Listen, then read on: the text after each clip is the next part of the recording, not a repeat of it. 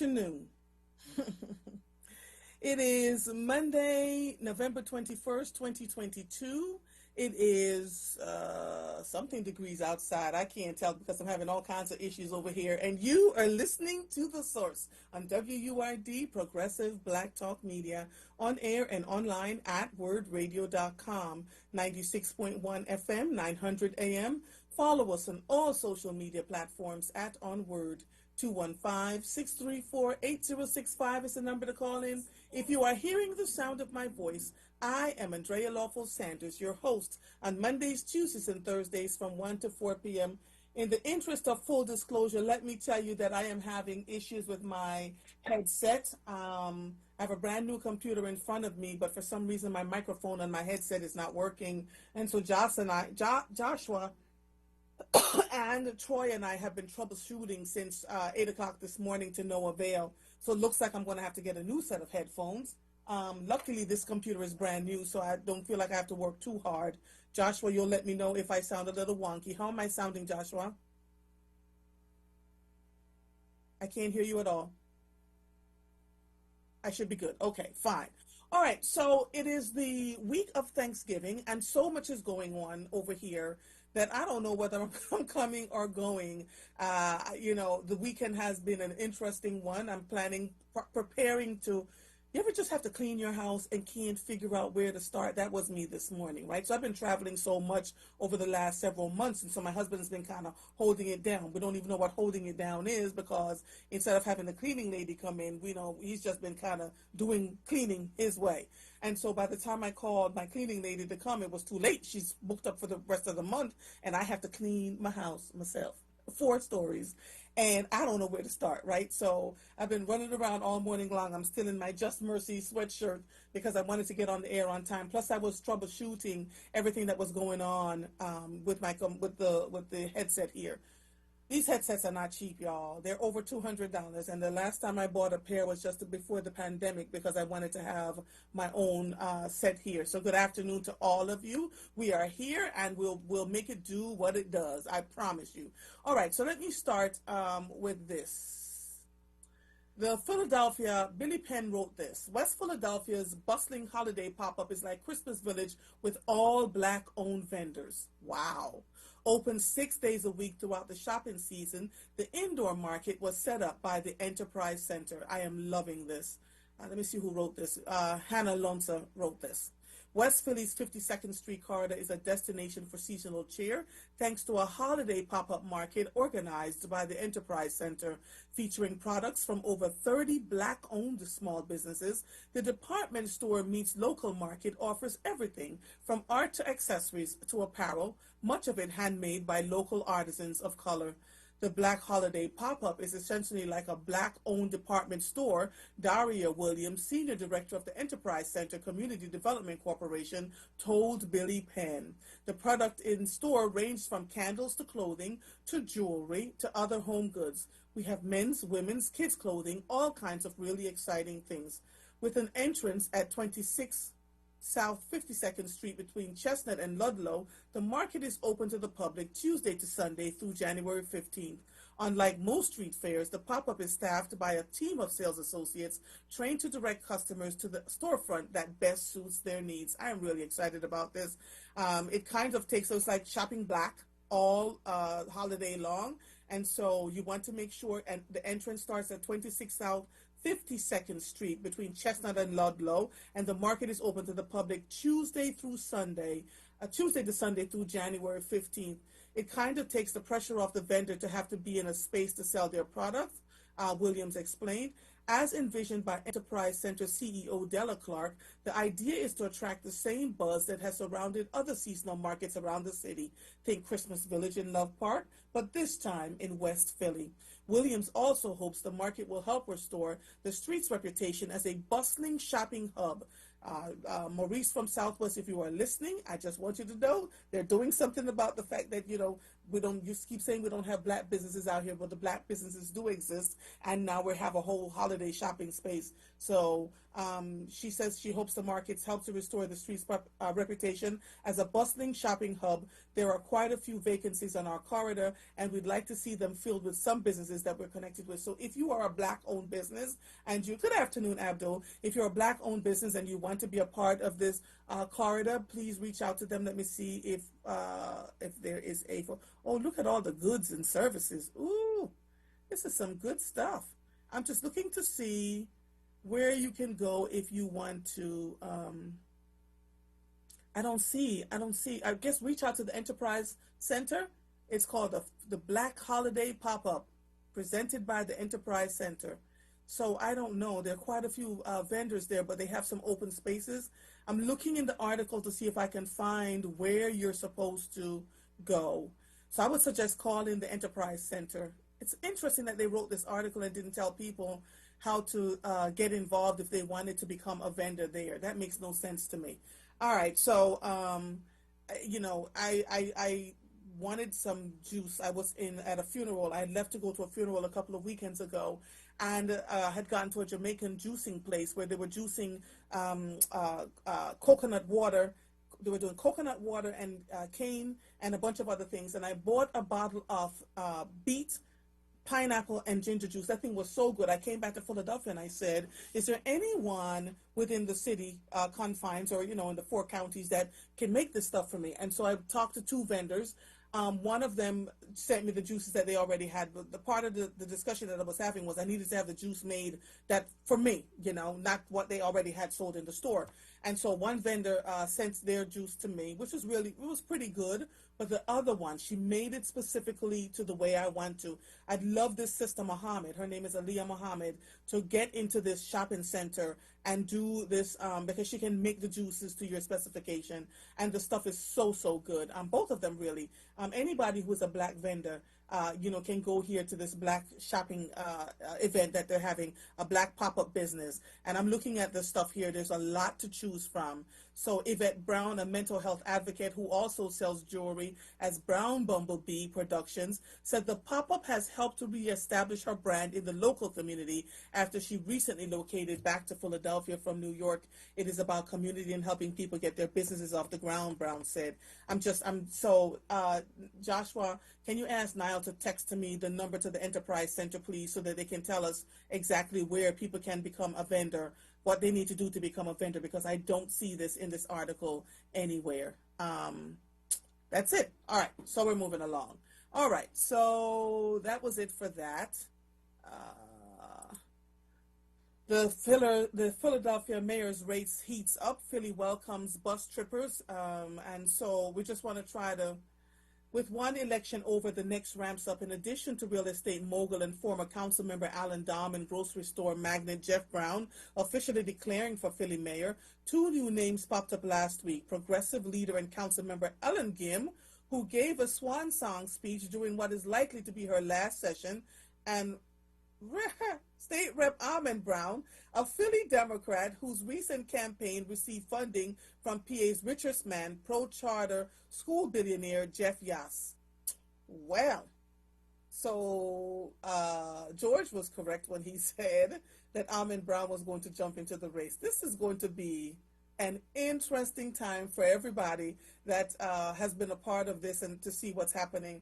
What are we up to now? 7, 8, 9, 10, people in the race right now. So it'll be interesting to see what folks are doing and how they're doing it. I have to tell you, I am heartened by the fact that so many people are in the race, because it's not a slam dunk for any one person, right? And so in order for you to separate the wheat from the tares, people are going to have to emerge, rise like cream, in order for us to decide who is it that we want to choose as the next mayor of this city. I think it's going to be really interesting, and I am looking forward to these primaries because, boy, oh boy, it's going to be a dog-eat-dog world out here. And I think a lot of folks thought that, if they, city council is pretty much cleaned out now. So if you want to become a city council member, now would be the time for you to put your hat in the ring and, and decide how is it that you're going to do it. Speaking of city council, I went to church yesterday, and one of the senior members, senior citizens, I called her my ripened senior, who had loved me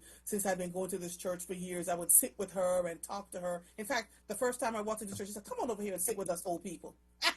And I would sit around them, and we would laugh and talk, and they would school me and tell me all the things that I needed to do.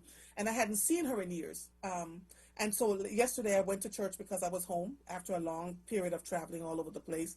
And she was there. And I said to her, "Are you still driving?" She said, "No." She said, "There's the bus driver has been coming to pick her up to go to church every Sunday and take her back home every Sunday for the last 2 years." I go outside to say hello to the bus driver, and it was Anthony Phillips, who was the new council member for the 9th District. And I looked at him and I said, oh, you put your money where your mouth is. So apparently he has been very engaged in church for a couple of years, for years. People have known him, and, he's very grateful for having the seat, but there's something about him that tells me he's going to work. And the back of the slogan for his race was, "Hold me accountable." So, Anthony Phillips, I am proud of what I have seen thus far, but we are going to hold you accountable, and recognizing that you are one person in city council and you have one vote. I want to see what you do for your district first and foremost, how things shift and change for your district in the Northwest. And then I want to see how you work with your other city council members, because city council is about to turn over. There's about to be a whole bunch of new members there. And to see how you've been connecting with the ones that are still remaining to make sure that what is happening for this city happens for all the constituents that live here. He and I, the last time we spoke, we were talking about how dirty Philadelphia is. Philadelphia is dirty. And so we're constantly talking about how we make that happen. But there have been people coming and dumping their trash all over the place. I see it firsthand, right? It's one thing when the citizens that live here are throwing the trash out of their windows and pretending like they don't know what's going on around them, and the streets look crazy, but there are pockets of the city where you go into and you see, you can tell it's contractors dropping wood and all sorts of things. People who are fixing tires are dropping piles and piles of tires. Environmentally, that is just not good for us. And so, I'm trying to figure out, how do we navigate around this to make sure that we all stay healthy? So the black pop-up shop is there. I want you all to take advantage of that, and we can move from there. Teddy Grant via ABC News wrote this piece. Of course, we had another mass shooting over the weekend. Master of silly business among Colorado Springs mass shooting victims and what we know so far. Daniel Austin, the self-appointed master of silly business, was eager to make people laugh and cheer, his mother said. A bartender was one of the victims killed in a mass shooting at an LGBTQ plus nightclub in Colorado late Saturday night, ABC News has learned. 5 people were killed and 25 were injured after a gunman began shooting inside Club Q in Colorado Springs as soon as he walked in, Colorado Springs Police Chief Adrian Vasquez told reporters during a news conference on Sunday morning. Police identified the suspect as Anderson Lee Aldridge, 22. At least 2 people, whom authorities described as heroes, then confronted Aldridge and fought with him, which saved more lives, police said. At least 2 guns, including a long one, was recovered from the scene. The shooting is now being investigated as a hate crime. And so they've talked about the victims, which, I'm glad to hear. Daniel Davis Austin, who was 28, died. Let me see. Tara Bush, a.k.a. DJ T Beats, was one of the dozens of injured victims. She's still currently at the hospital. And so, we have to kind of pay attention. As you guys want to go out and do things this holiday season, pay attention and really, how you're driving out there too, and watch what people are doing around you. People have lost their minds. Hi, Casa Husara. Good afternoon to you. I see you guys here. I appreciate your being here. All right, so I'm going to move from that and go to this. Child, I just had this conversation with my cleaning lady, and I said, I'm going to have to figure out a way for you to take something other than my giving you cash, because when you pay people, you're paying them a lot of money. $40,000 taken in home invasion robbery in Philadelphia. This was written by CBS 3 staff. Thousands of dollars in cash was taken from a Northeast Philly home early Monday, according to police. Around 12:45 a.m., an armed man broke the dining room window, and entered a home on Ryan Avenue near Crispin Street at the city's Frankfurt section, Philadelphia police say. The man pointed a gun at a 30-year-old woman in the home and demanded money. He fled with about $40,000 in cash and a cell phone. The woman was not injured. So how did they know that she had? These are people that are watching, folks. And I tell you all the time, y'all talk too much. Are you a business person that's taking the money home with you? Are you not dropping the money off at the bank? What is going on? You know, something is going on here. The woman was not injured, so clearly it was a targeted thing here. And so we have to pay attention to what's going on. A lot. It's just been a lot. The news has been a lot. Just all kinds of things going on. I'm going to take a quick break shortly, and then I'll start with my first guest. Of course, you see that I'm not on the road. I'm not traveling, so I'm in the studio having conversations. You can call in. Joseph Simmons says, Mother, good afternoon from sunny, safe South Florida. Not one of the current formerly elected officials in Philadelphia should be given any consideration for mayor. Jeff Brown closed his store on 65 and Haverford Avenue, instantly turned that neighborhood into a food desert. So who exactly are you trying to, because it's Jeff Brown and all the folks, Rebecca Reinhardt, who's the city controller. She is running too, right? So we want to find out, like, what do you think people should be doing? The NAACP calls for immediate pause by all Twitter advertisers after Elon Musk restores the Trump account. Now, I'm sure you all, I don't talk about this stuff because it makes me nuts. It just makes me nuts. The NAACP on Saturday, this is written by Mediaite, the NAACP on Saturday called for a complete pause by all advertisers, thank you, Joshua, that are still funding Twitter after Elon Musk restored account access to Donald Trump, who was banned from the service since 2 days after the January 6th Capitol attack. NAACP President Derek Johnson sent several tweets. No, Joseph Simmons, stop it. Sent several tweets that contained some of what went into the statement, including saying that Musk is failing our democracy and bashing the garbage poll that preceded Trump's reinstatement. Huffington Post Philip Lewis tweeted the combined statement from the organization, which read, in Elon Musk's Twitter sphere, you can incite an insurrection at the U.S. Capitol, which led to the deaths of multiple people, and still be allowed to spew hate speech and violent conspiracies on his platform. Any advertiser still funding Twitter should immediately pause all advertising. If Elon Musk continues to run Twitter like this, using garbage polls that do not represent the American people and the needs of our democracy, God help us all. You are listening to The Source on WURD, Progressive Black Talk Media, on air and online at wordradio.com. I am Andrea Lawful-Sanders. We will be right back with our first guest after these messages. Your success doesn't have to wait. And with the Community College of Philadelphia, your goals are within reach. Their programs are a direct line to today's most sought-after careers, and you can skip the debt without sacrificing the quality of your education. Don't pay more to earn the same credits at another college. Choose Community College of Philadelphia, and you're choosing an education that you will value for years to come. Start your success story with Community College of Philadelphia at ccp.edu. So, what's the asking price on this house? You'd probably be more comfortable living somewhere else. How long a lease is the landlord looking for? Well, I'm sure you can afford to live here, but... What are the schools like in this district? Yeah, we have twins in the 5th grade. This neighborhood isn't really for your kids. You know what I mean? If you're Black, Latino, Asian American, or Middle Eastern, and a real estate agent or rental agent says anything like this, you know what it means. You're being discriminated against. Housing discrimination because of race, color, or national origin is against the law. If you believe you've experienced housing discrimination, contact HUD. Go to hud.gov/fair housing. That's hud.gov/fair housing. Fair housing. The law is on your side. A message from the U.S. Department of Housing and Urban Development in partnership with the National Fair Housing Alliance.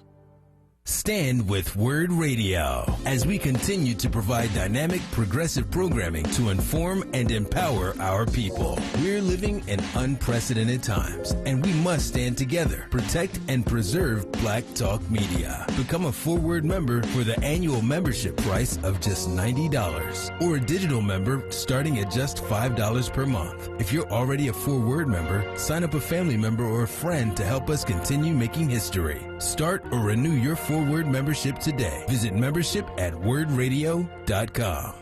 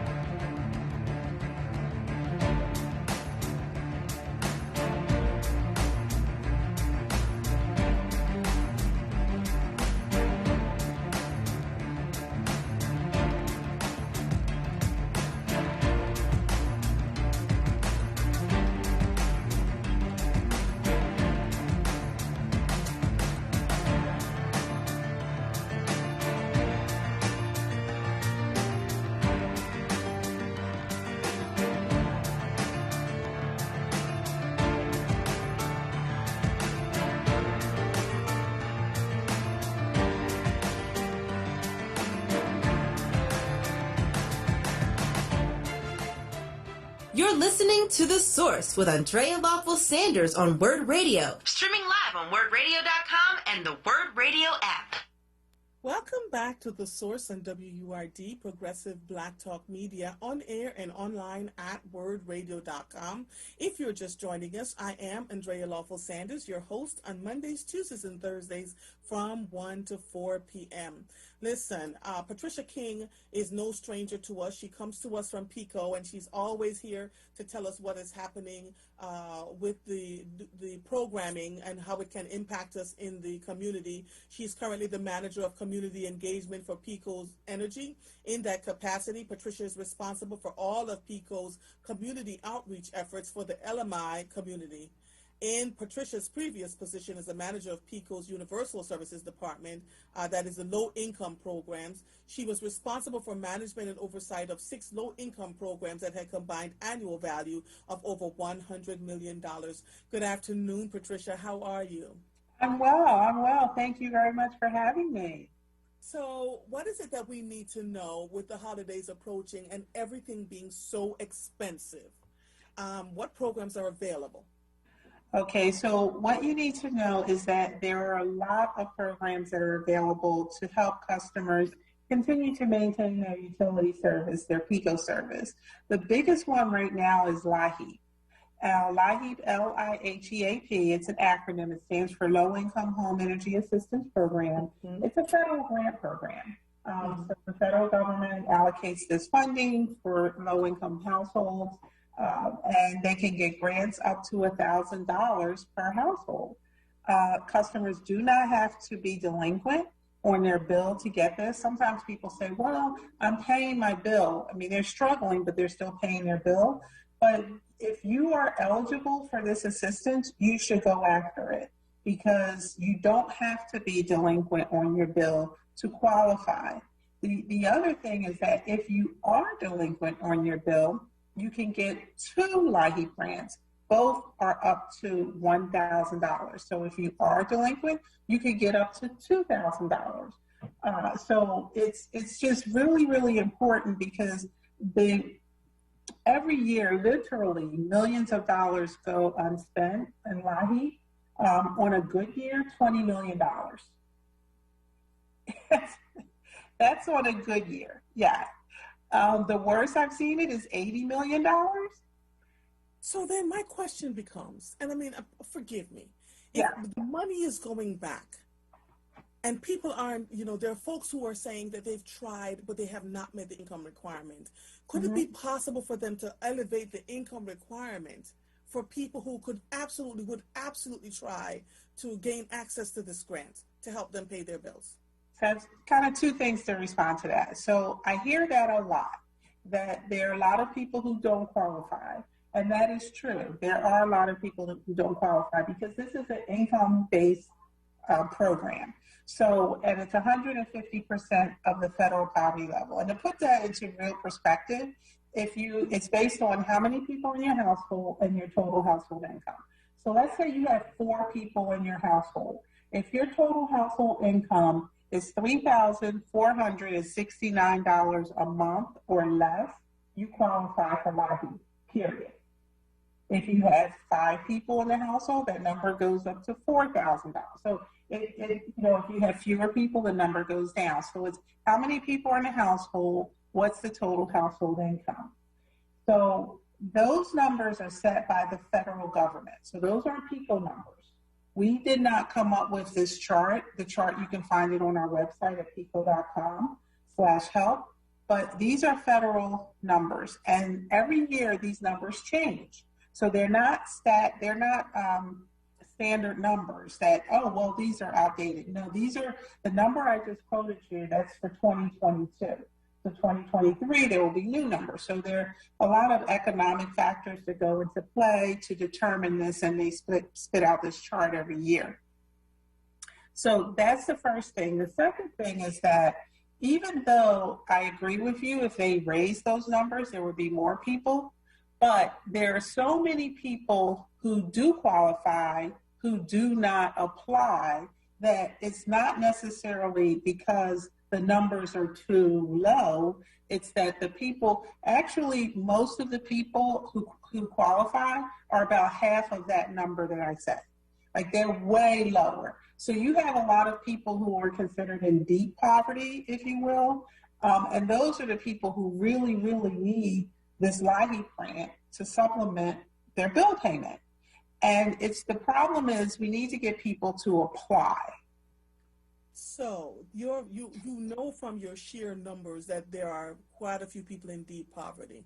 Yes. If they're not applying, what is the roadblock? What's the impediment for them not to apply, as far as you can tell? Because I'm talking to folks there are a lot of people, Patricia, who are, let me find a gentle way to say this, that are not able to comprehend some of what is there, to navigate through the web pages, to navigate through the, getting the documentation, to navigate. They're inundated. Many of those folks find themselves home challenged. They don't have a place really to rest their heads where they can stay long term, and they're thinking about other things like food, etc. How do you gain access to those people without making them feel ashamed? You know what I mean? Yeah. I've talked to some of those folks who say, I don't know, I wouldn't know where to go and how to start. So how do we navigate to get to those people?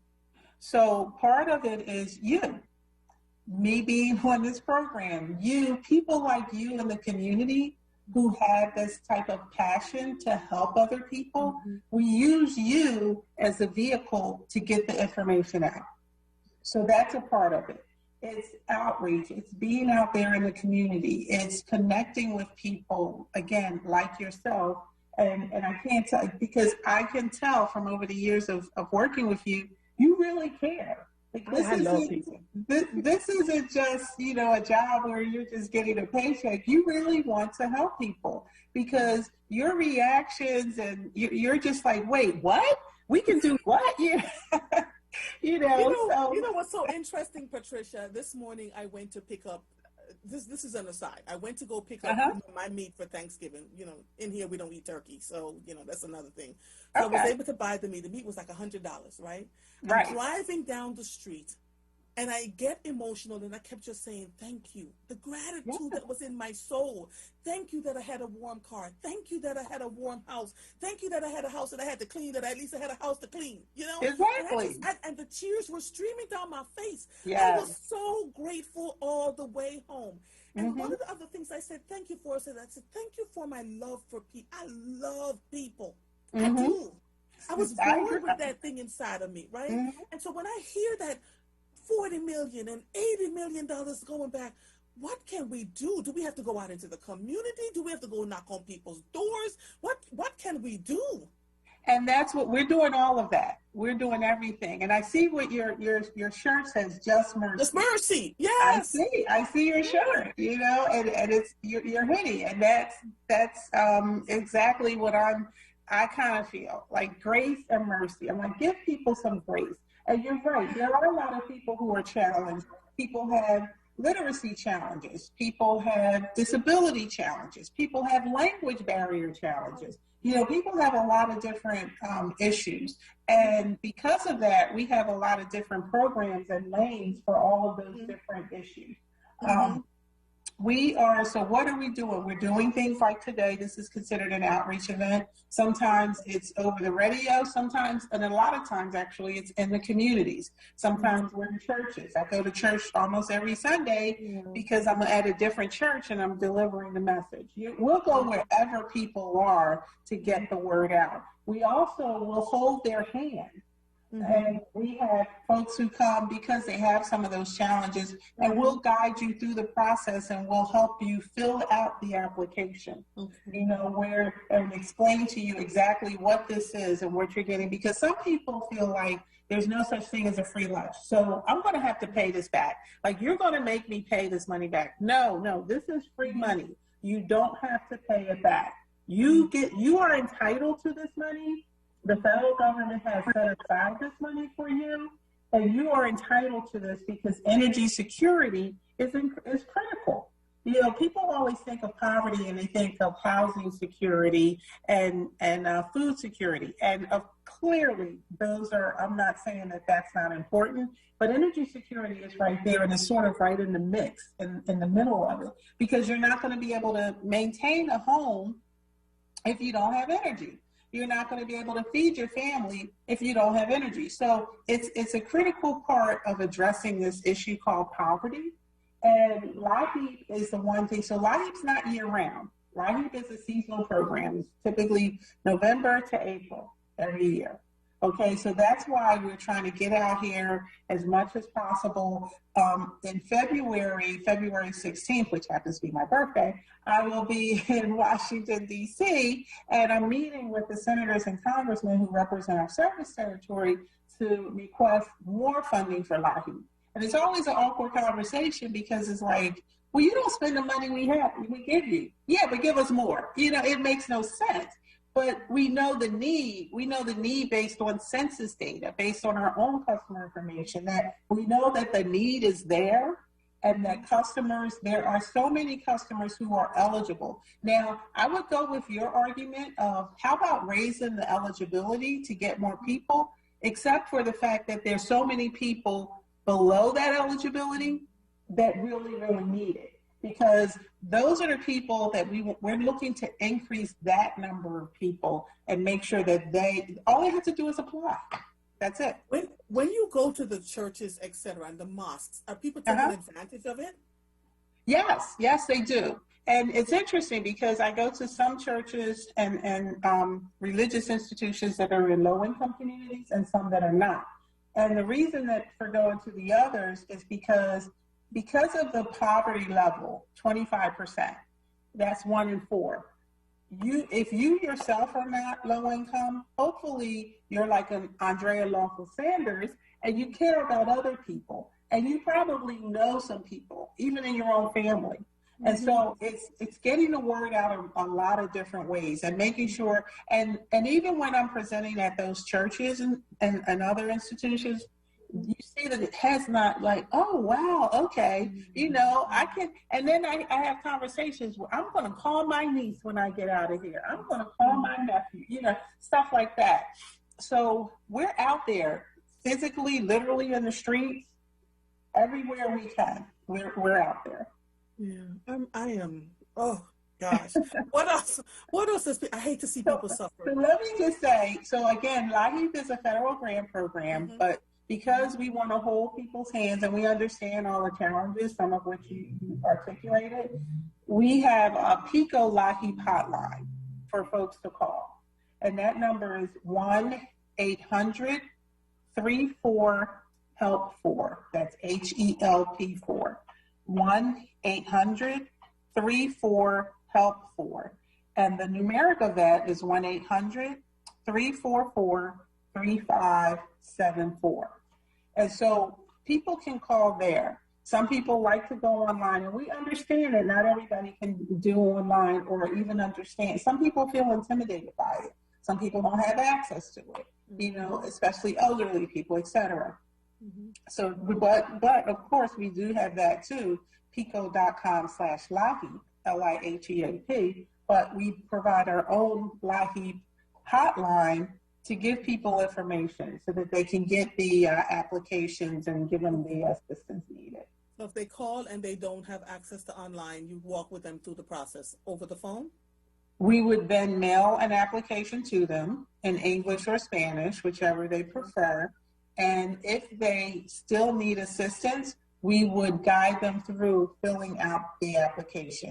If they still need assistance, we actually could have someone come to them, or we can direct them to a neighborhood energy center in their area.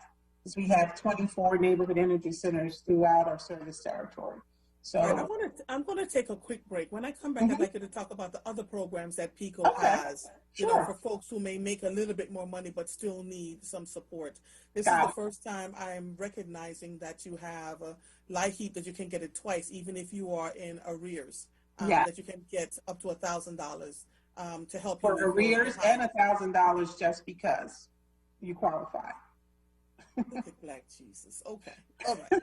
I know, and I know people that are listening that can absolutely use this. So I'm hoping. Let me take a quick break. When we come back, let's talk about the other programs that PICO offers. Okay? Sure. Hold on one second, please. You are listening to The Source on WURD, Progressive Black Talk Media, on air and online at wordradio.com. I am Andrea Lawful-Sanders. We will be back with Patricia King from PICO after these messages. This literacy tip is brought to you by aarp.org/Philadelphia. AARP Pennsylvania wants to share 3 simple words to keep you safe from scammers. Stop, think, and verify. When you get an unexpected offer or alarming news over the phone or other device, stop and ask yourself, is this for real?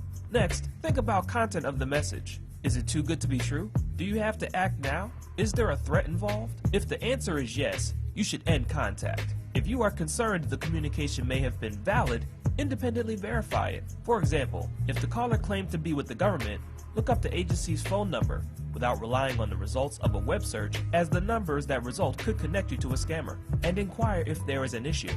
This literacy tip was brought to you by AARP Pennsylvania. The Empowerment Experience is coming. Join WURD for our 6th annual Empowerment Experience, Saturday, December 10th from 11 a.m. to 4 p.m. at Philly Power Market, 1835 West Oxford Street. This year, we're bringing joy and power to the people. You can shop till you drop for those special gifts in our holiday marketplace featuring Black-owned businesses. There will be health screenings, job and career resources, a cooking demonstration featuring a top chef, empowering conversations, live music, and get your groove on with a daytime dance party featuring legendary DJ Gary O. The Empowerment Experience is free, but visit wordradio.com to RSVP. Keep it locked to Word Radio for more exciting details. It's all about joy and power. Saturday, December 10th, the 2022 Empowerment Experience is sponsored by Comcast, PICO, Keystone First, Bank of America, Brown's Family ShopRite, Hers, and Dietz & Watson. Did you know that when you make time to talk, read, or sing with your child, you're helping to shape and strengthen their brains for the years to come? As a father, helping my child thrive is the most important thing to me. Each of us has the power to create a strong start for our children and to help them enter school ready to learn and succeed in life, starting from the day they are born. Visit talkingisteaching.org for free tips, resources, and ideas on how to transform everyday moments into magical moments for learning. You're listening to The Source with Andrea Lawful-Sanders on WURD Radio. Streaming live on wordradio.com and the WURD Radio app. Welcome back to The Source on WURD, Progressive Black Talk Media, on air and online at wordradio.com.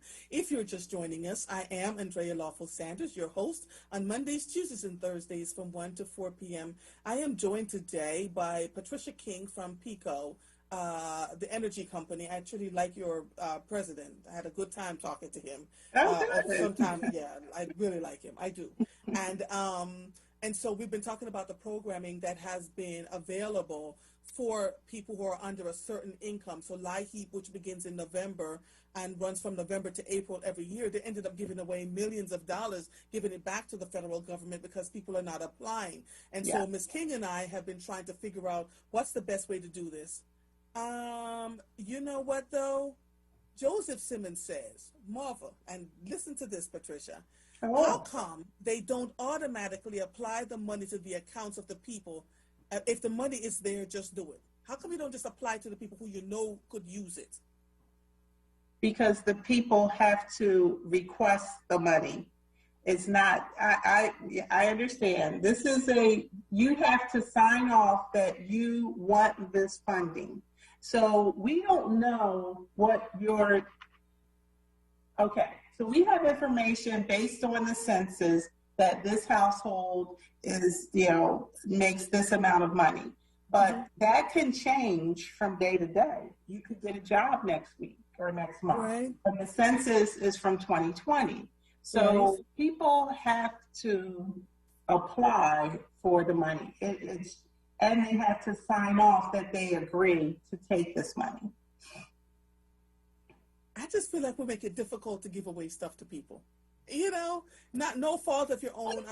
We kind of make it easy a little bit too, because we have all of these additional resources and ways that we can assist customers. And again, if it gets down to it, this is not every customer. We'll literally send someone to the home to try to help the customer. So we try to make it as easy as possible, but the federal government does require that signature, and you have to apply for the program. All right, so quickly tell us about the other opportunities that are available to folks out here through PECO. So the other thing that I wanted to mention, while we still talk about low-income programs, is our CAP program, CAP, Customer Assistance Program. And that is an ongoing program where customers can get, right now it's a monthly credit, but it's going to go to a percentage of their income. So this is a really good thing for customers. December 3rd, we're going to transition our current program. So I almost don't really want to talk about the current program too much because it's going away. And the new program is going to be bigger and better. Customers are going to get a huge discount. Right now, just so you know, we spend about $60 million on our CAP program. We're going to spend about $90. So customers are going to get a huge benefit from this. This is going to be a percentage of their income versus what we have right now. And it's the same eligibility for LIHEAP. And so sometimes when we talk about the different programs, people say, well, I want this one, but I got to get this one. Like, no, you can get all of them.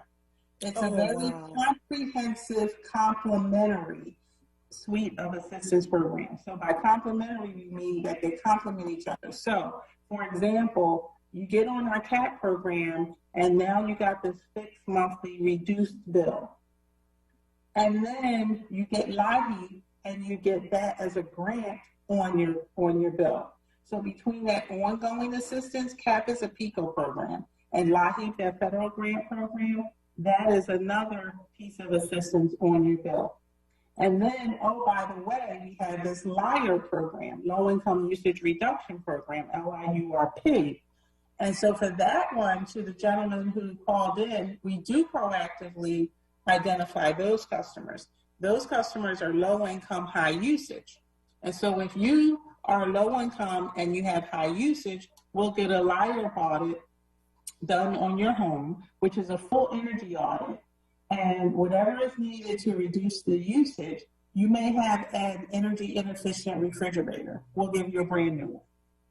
It may be your heating system. We'll give you a new one. I mean, we spend millions and millions of dollars a year on our LIUR program. So you think about it. You have high usage will come out when we will identify the cause of that high usage and provide the remediation measures necessary to reduce it. Mm-hmm. You get on the CAP program. Now you have a fixed low monthly bill. You get a LIHEAP grant. You have a credit to your account, which goes on top of that. So with all of those different things working together, the intent here is to make sure that bills are affordable. Affordability is the goal because we want to make sure that everyone has utility service. Okay. So for all of these things that you're discussing with me, you have to have a certain income, correct? Correct. Everything that I've discussed so far is income-based. That is correct.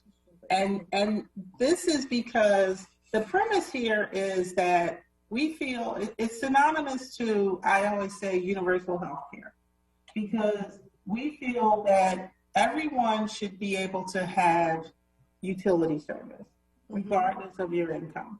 So if you are income eligible and you can, if you have an income that provides you to pay your bill, fine, great.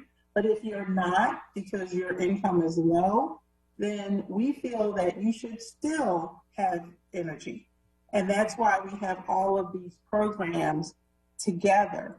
Even LIHEAP is a federal grant program, but we promote that because we know that that's another way that customers can supplement their bill.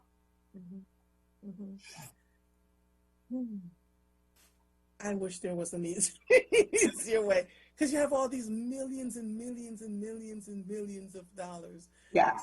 Would it help if people testified before Congress or the Senate to talk about, the barriers for them as customers? I can't blame PICO for it because you're following the federal guidelines. But there has to be some way. The cost of living has gone up so much exponentially in the last few months and year, really, and people are having a hard time. They literally are having a hard time. Yeah, and for so sure. They have more month than they have money, even people who are making more money every month, right? So how do we navigate around that for folks who, when they look at their income and they're telling them they're making way too much money, but when they're looking at their bills and they can't afford to pay their bills because everything is so high. Rent in Philadelphia alone is ridiculous. So... And that's why I think, and I say think because I don't work for the federal government, but when they come out with the numbers for 2023, those numbers will be very different because everything is based on the economic factors that are going on in the country in the prior year. So this year, of course, we know there's record inflation, there's a lot of things going on. So when the federal government gets together in January, when they have a full year behind them, and they do all of their algorithms and, crunchy numbers and economists, and they spit out the new chart, I think that it will be very different. Typically, it's not very, because we look at the charts as they compare year to year to year. It changes, but slightly. I predict, I don't know, that those changes will be more dramatic next year because of all of the economic factors that have occurred this year. All right. Well, Patricia, listen, you're doing your very best, and you continue to come anytime you want to. Again, if people have questions about all of these programs, they can call 1-800. 1-800-34-HELP-4, 1-800-344-3574. 344. 1-800-344-3574. Okay. And they can also go online at pico.com/help, HELP.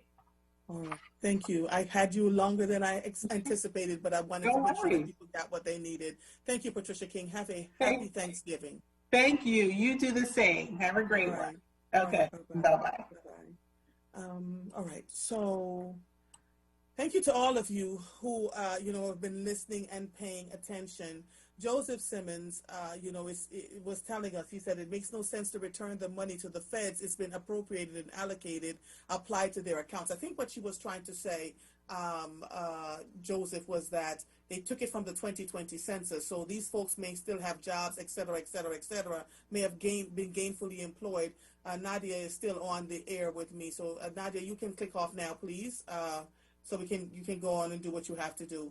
And so, it makes sense to me and you, Joseph, right? But I get that there are people out here that will take advantage of what is, of these kinds of programs. And we do know that there are folks who will do that. But we know in Philadelphia, we see the poverty, we see the numbers. Sheriff Bilal was on the air with me on Thursday afternoon, and by the time the thing opened at 10:30 or 9:30, whatever it was, I called to go get some food for my neighbor. And I called her, she said, oh, it's all gone. Within an hour, she said the people were standing outside from 8 in the morning before that thing opened up, and all of that food was gone. People are giving away Thanksgiving baskets everywhere. Now, are there people within that group that are showing up to get Thanksgiving baskets that don't need it? I am sure. But I'm also very certain, given the conversations that I've been having, that there are people who actually need the food. They need the food. They don't have it, And so we try not to throw away anything. We try to make sure we don't waste anything. Not always easy. But with Thanksgiving coming around, this is the time when a lot of people are thankful. But in my house, we're thankful and grateful every single day. Every single day. We take absolutely nothing for granted. Now, I just ordered a new headset for my system. It doesn't come until Wednesday, so y'all just going to have to deal with me for a day or two with this. I was trying to borrow a headset from the station until my new ones come in, but we'll work it out. I'm also, when I go to break, going to try my laptop and see, but it's not going to work. It's the same thing going into it, and these are brand new machines, so it's my headset, and which makes me nuts, because I like to have the good quality when I'm talking to you all. So what do you all think about these programs that PICO and others are offering, and what advice would you have for them, or if there's anything else that you want to talk? The phone lines are going to be open when I come back at 2 o'clock. 215-634-8065. What's pressing for you in the city? I miss talking to you guys. I do.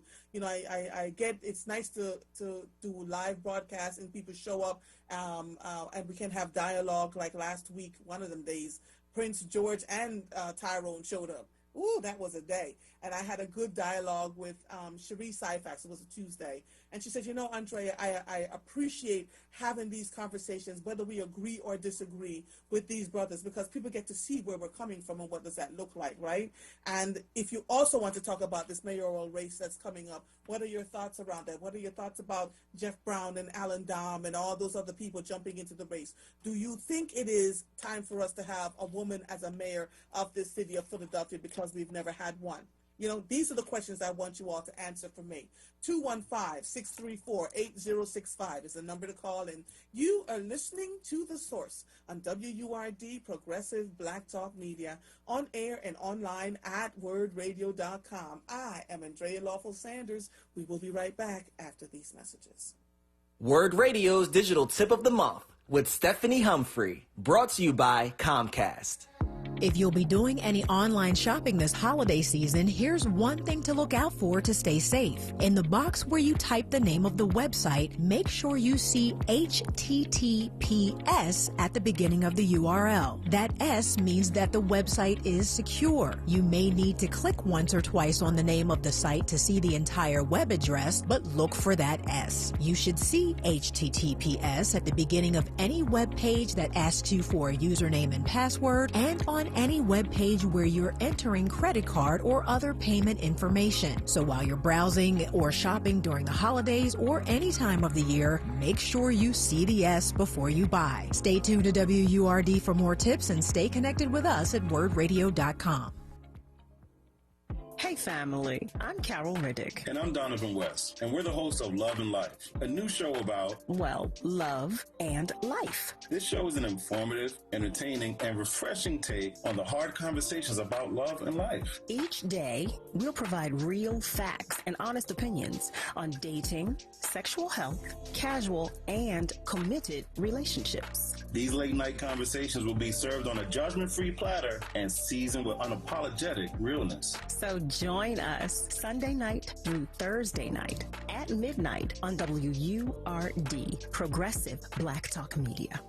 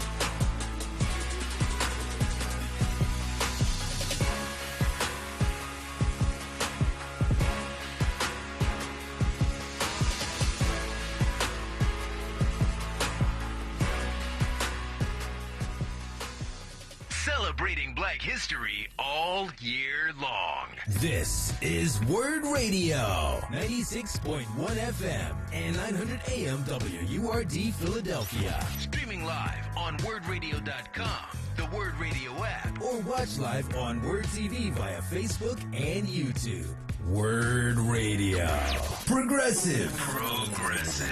Black Talk Media. You're listening to The Source with Andrea Lawful-Sanders on WURD Radio. Streaming live on WURDradio.com and the WURD Radio app. Welcome back to The Source on WURD, Progressive Black Talk Media, on air and online at WURDradio.com, where it is 42 degrees and sunny outside. I am Andrea Lawful-Sanders, your host on Mondays, Tuesdays, and Thursdays from 1 to 4 p.m. Before I take my call from Reverend Joe, I want to share this. Good afternoon, Lily R.S. Harry Williams says, I wish I qualified for EBT, which is the food program where you can get help with buying your food. Joanne Kemp says, maybe people do need the food, and that's a good thing, but it is so selfish to take food away from people who really need it. I know people who lined up early to get a free fan. Wow. To get a free fan, but wouldn't get up that early to fill out a job application. They need to provide job applications for every turkey dinner they give out. And Rosecap Durham says, Water Bill Low Income Home Water Assistance Program, call 215-560-7226 to request a paper application. For more information, visit www.dhs.pa.gov/waterhelp. If your application is denied, you may appeal. If you live in Philadelphia and are denied, this contact Community Legal Services for help at 215-981-5855. 3700. I remember having a conversation with a friend of mine about the legal help that is offered by the Public Defender's Office. And people were, the folks who use the Public Defender's Office, I was told at that time, were mostly white folks who had money but knew how to navigate the system to get the legal help that they needed for their families. We have to become more savvy in, don't feel like you're taking advantage of anything. If you need the help, get the help. Sometimes pride goes before not sometimes, all the time. Pride goeth before the fall. So if you need the help, request the help and get the help that you need to get where you need to go. Don't just sit there and think it's going to appear. Prayer works, but you got to pray and then make a move to decide what is it that you're going to do. Reverend Joe, good afternoon, sir. How are you? Well, good afternoon, Miss Andrea. I just called to wish you the best for the holidays. I don't know if I ever told you this. I used to work in Jamaica, Montego Bay. I don't know what part you lived in, but I worked for a company out of Montego Bay that owned 22 stations. And the thing that really impressed me when I first flew over there, they see black folks doing everything, flying the planes, stewardess with black people, and everybody was doing that. I said, man, I ain't never seen black folks doing everything over here, so I was really taken back with that. But the other thing, too, no one was waiting for welfare. Back in that time, I don't know what's happening now. Because we don't have it there. Amen. See, I think that's crippling folks, man. You go and looking for jobs. We don't have welfare there. You sink or swim in Jamaica. You do. You literally, whatever's going on with you and people work so hard to get themselves out of the poverty. But no, we don't have a welfare system. No, sir. And I think that's great. So that's going to call and wish you the best for the holidays. And as you said before, so many people need help. And now I don't know what's the next step for this society we're living in, but it shouldn't be young children going to bed hungry. I don't know of any personally this, but I think I've heard stories that some children really are having a tough time, especially if the parents don't care. And that's just another sad part. So we got a lot of work to be done. But you keep doing what you're doing. Thank you, my brother. Always a pleasure. Happy Thanksgiving to you, Same to you. Okay? Bye-bye. All right, bye-bye. I hear a lot of us talk about, folks getting on here on Facebook and sometimes calling in and saying we need to do for ourselves, right? And, and that we depend too much on government to give us what we need in our lives. And, there are people on either side of that equation around, should we be doing for ourselves? Should we be making sure that, like I'm looking at WURD as an example. There are black folks in this city that could literally keep WURD in the black, right?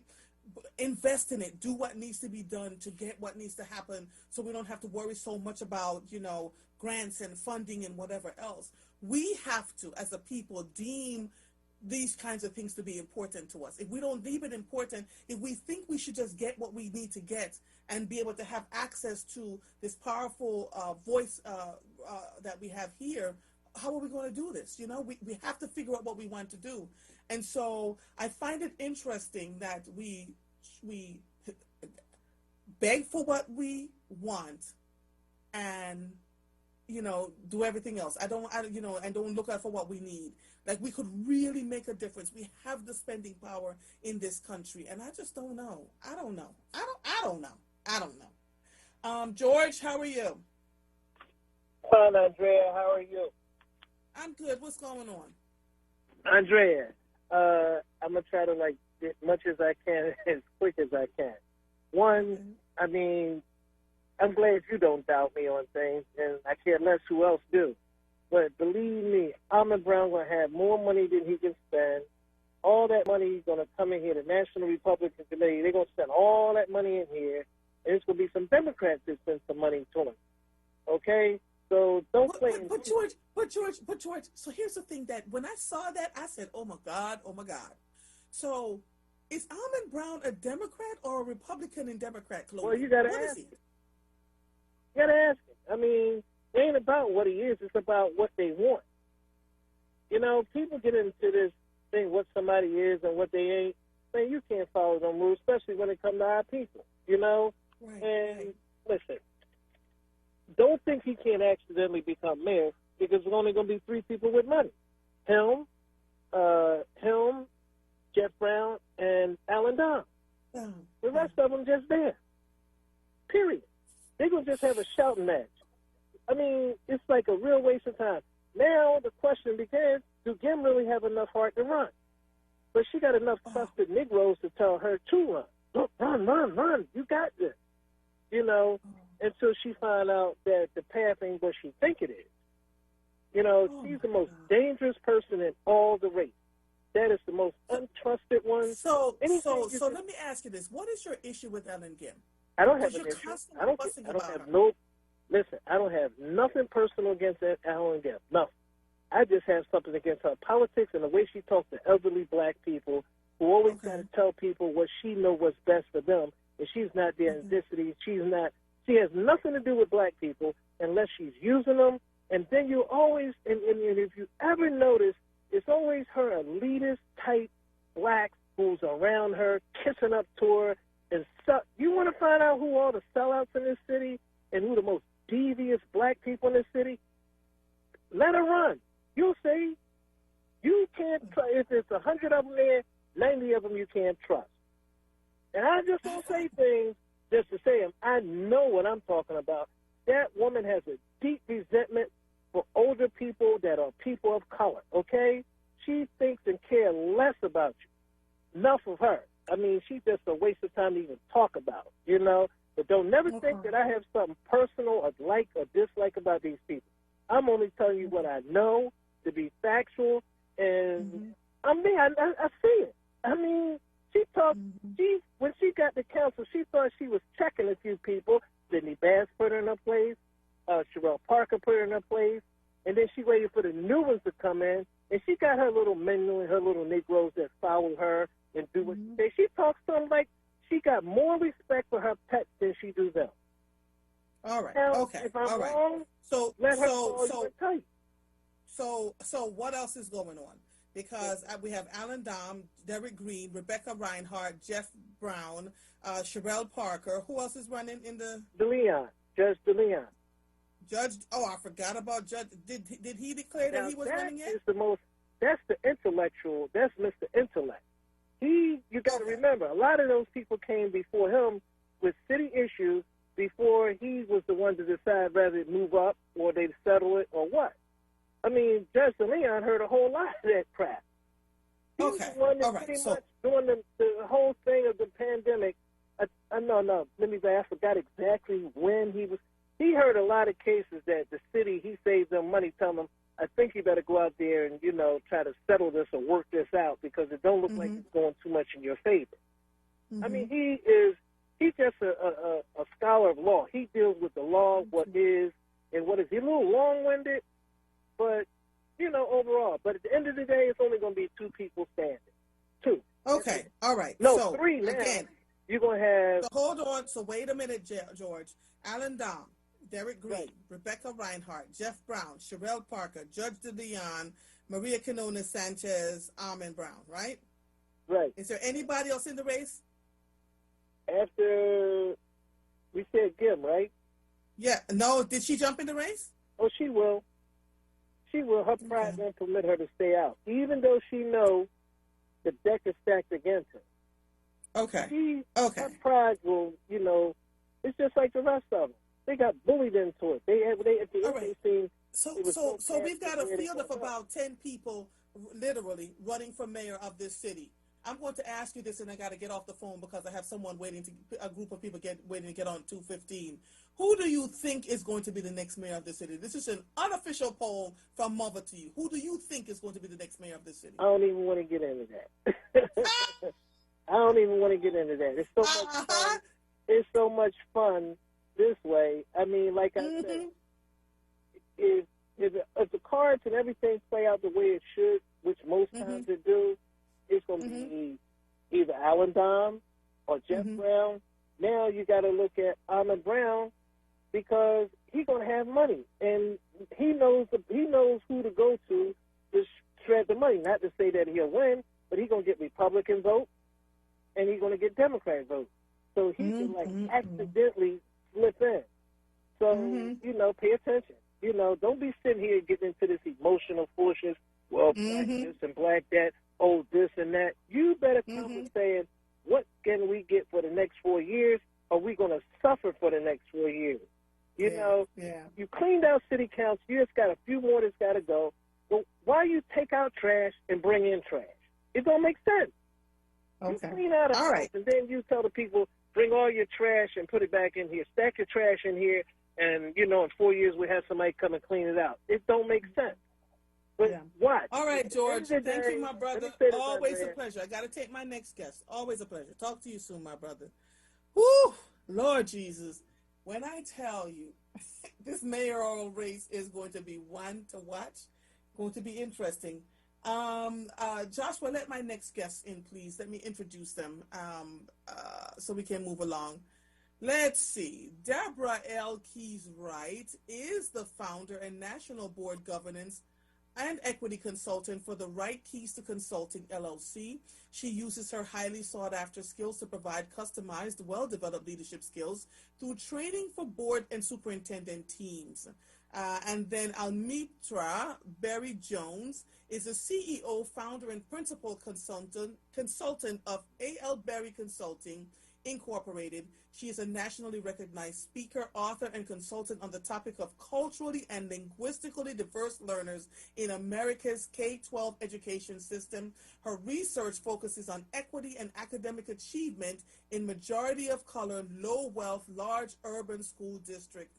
Dr. Berry is author of the book series Effecting Change, which addresses the educational needs for culturally and linguistic diverse learners, focusing heavily on provision gaps, equity, and addressing related challenges during the coronavirus pandemic. Good afternoon to the both of you. Good afternoon.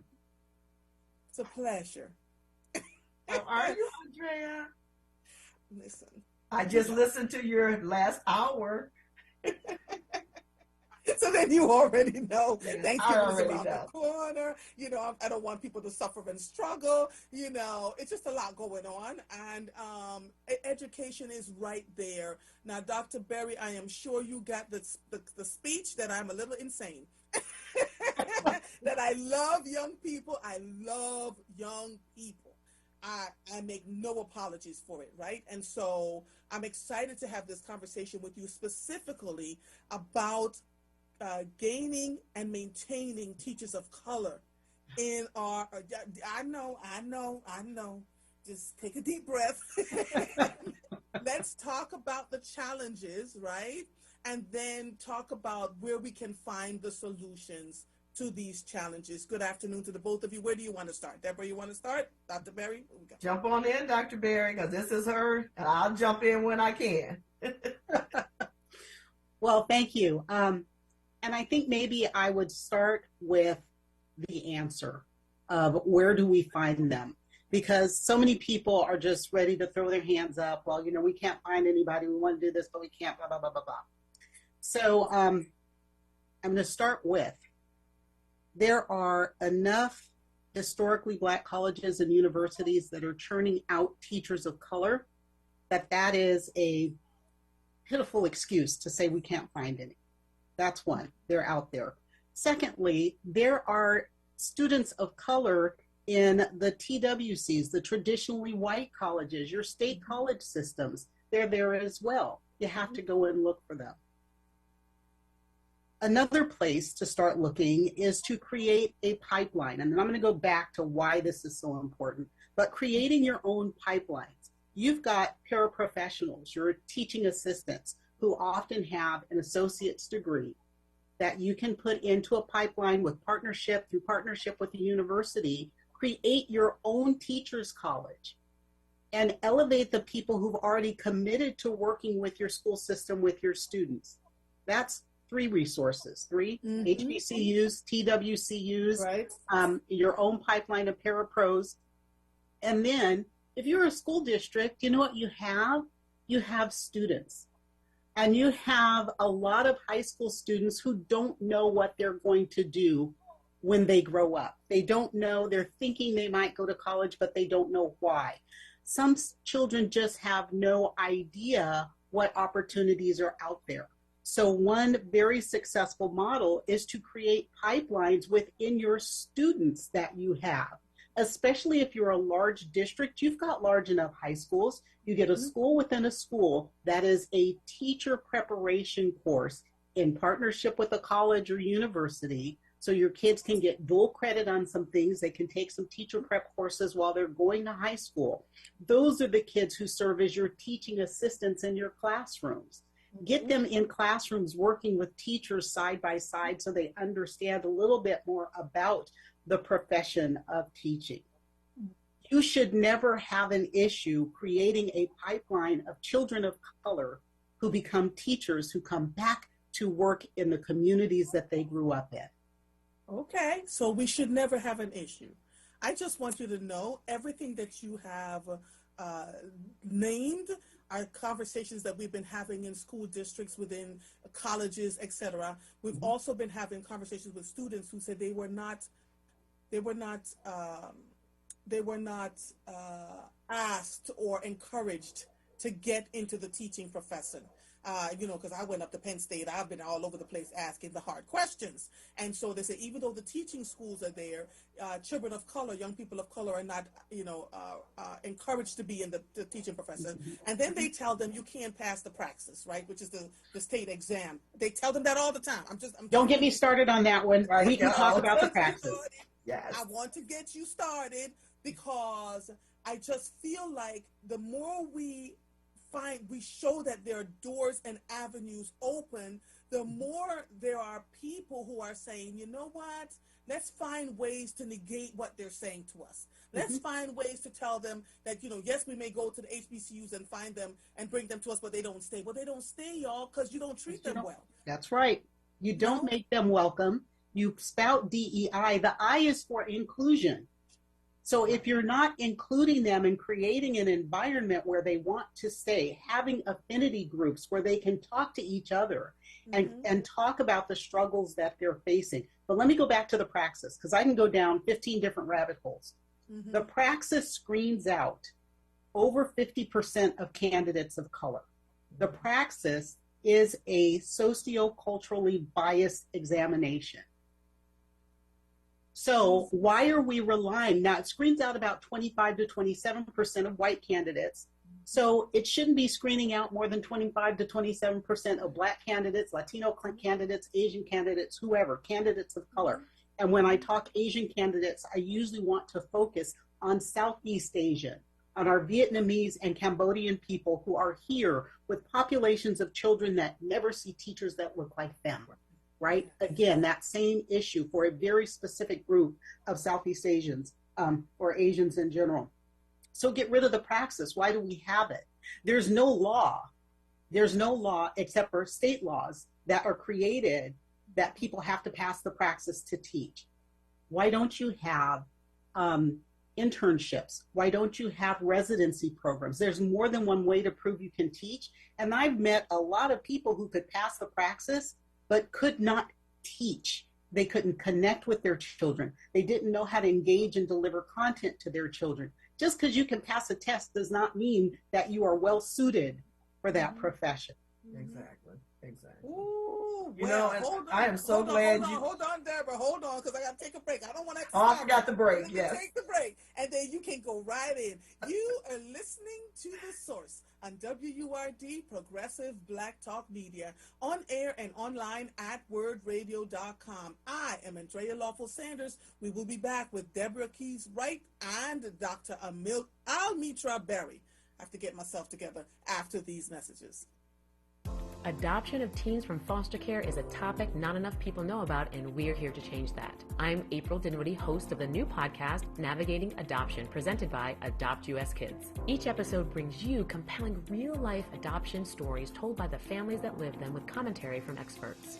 Visit adoptuskids.org/podcast or subscribe to Navigating Adoption, presented by Adopt US Kids. Brought to you by the U.S. Department of Health and Human Services Administration for Children and Families and the Ad Council.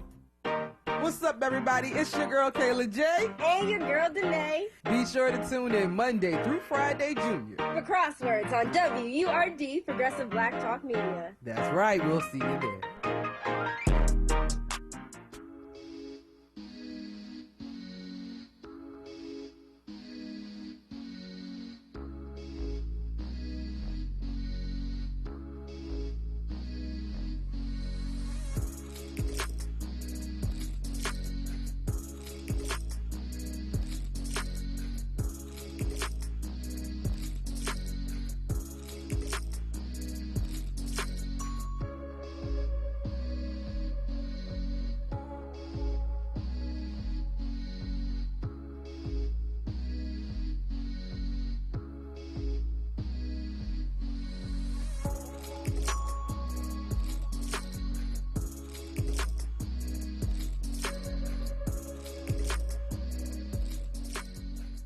You're listening to The Source with Andrea Lawful-Sanders on WURD Radio. Streaming live on WURDradio.com and the WURD Radio app. Welcome back to The Source on WURD, Progressive Black Talk Media, on air and online at WURDradio.com. If you're just joining us, I am Andrea Lawful-Sanders. Every time I talk about education and black and brown people, I get annoyed. So I'm trying to hold it together because we have to fight so hard to gain access and to be respected. And then we're so traumatized at the end of it. You know, there's just so much, why aren't we teaching, why are we doing this for ourselves? Right. Why are we moving away from the traditional educational system the way Sharif Al-Mekki is doing and creating a pipeline for black educators, black male educators? And why are we going back to teaching our children since nobody wants us to, since we're going through all of this stuff just to fit in? Why are we in a space where we're saying, you know what, enough is enough? Let's go back to teaching our children the way we've always taught them, on our own, in our own buildings, on our own terms. You know, I thought about that just the other day, Andrea. It's like, why are we, like you said, fighting so hard to fit in? Let's go back to what we know. We know how to educate our own. And if it's going back to segregation, whatever is best for our children, because that's what we say we take an oath for. We want to do what's best for our children.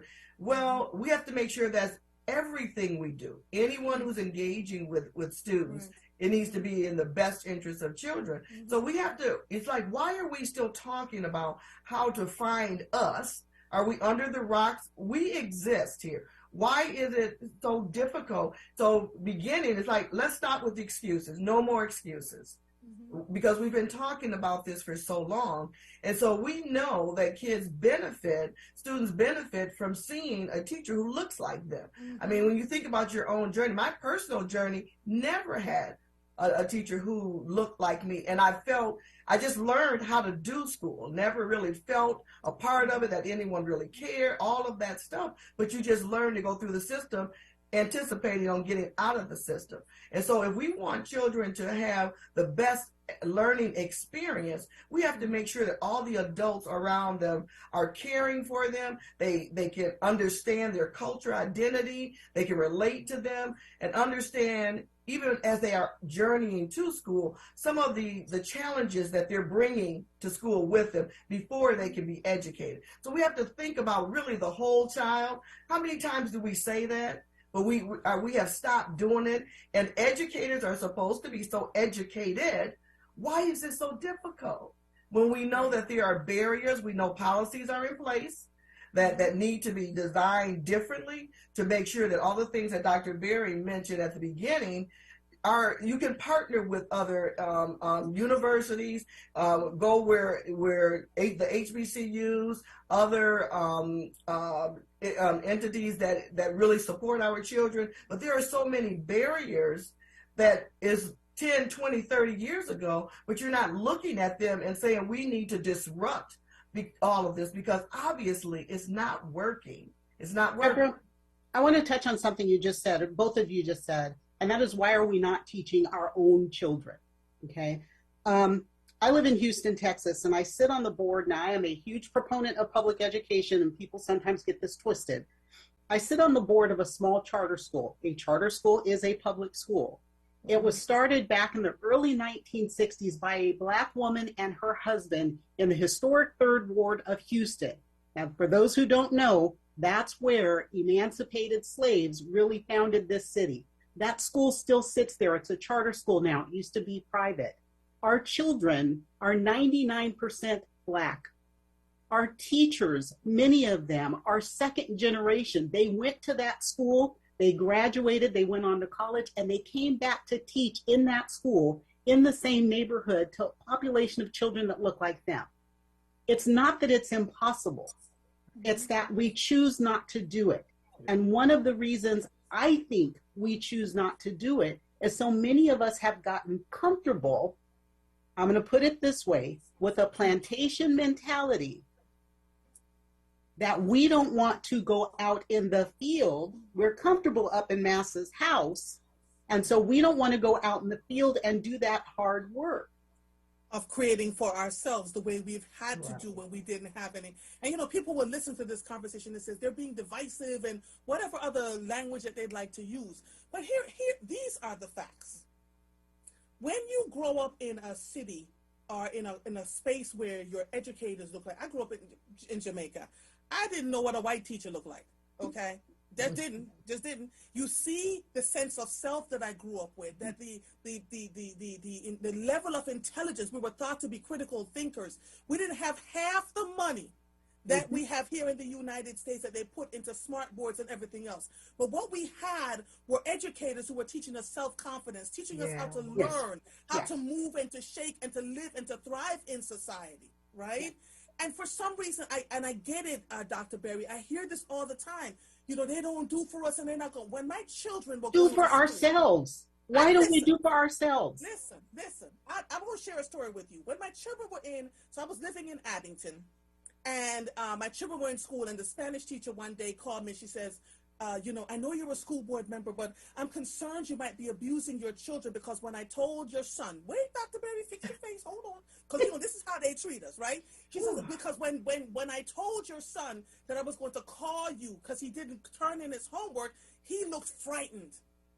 I said, let me have a meeting with you. So, you know, I went on into the school. I took my little school board hat and laid off to the side, lay every weight down, and I said, let me explain something to you. I am still raising black boys in this country, and I know that it would be easier for you to just give him a pass because I'm a school board member, but he is still my son. And what you saw was respect, not fear, right? There was a respect for my mother sent me to school to learn, to get what she needed to do, and I'm going to disappoint her. You understand what I'm saying? It was a fear that he was going to disappoint me versus the fear that I was abusing him. I said, you don't have little black children in your home, so you don't get to tell me how I'm going to do this with my son. And so then another teacher came and she says, well, you know, we're going to remove him from the Spanish class because, you know, his reading scores are a little off. No, you don't get to do that. They find everything. So within the system, I had to work super hard. And I had to stand up and say, look, not only do you not get to do this to my children, you don't get to do this to all these other little children, that you've been doing all of this too. It is taxing. It demoralizes them. Right? And they feel like they can't learn, only to go off to college and get doctoral degrees because they recognize when they get past the K-12 institution, they damn well were smart enough to begin with. You know what I'm saying? So there is so much going on. It is insane. And it is all a part of the system that we, as black people, we should know our places. We shouldn't be able to be smart enough. We shouldn't think critically. And oftentimes when we get into those positions as school teachers and principals and superintendents, we fall right into that plantation mode. And they're even harder on our children than the white people are. What is wrong with us? Now, as far as being harder on our children, it's sort of a fine line. The expectation typically of a teacher of color, of a child of color, is going to be a higher expectation because we know what our children can do. Whereas teachers not of color, and not all, I always am really careful, it's not all white teachers. It's those who don't care, those that are more of a charitable mindset and an equitable mindset. Right? The ones who want to do for these poor little black and brown children, not the ones who want to help these black and brown children be the most that they can be. Two very different types of teacher.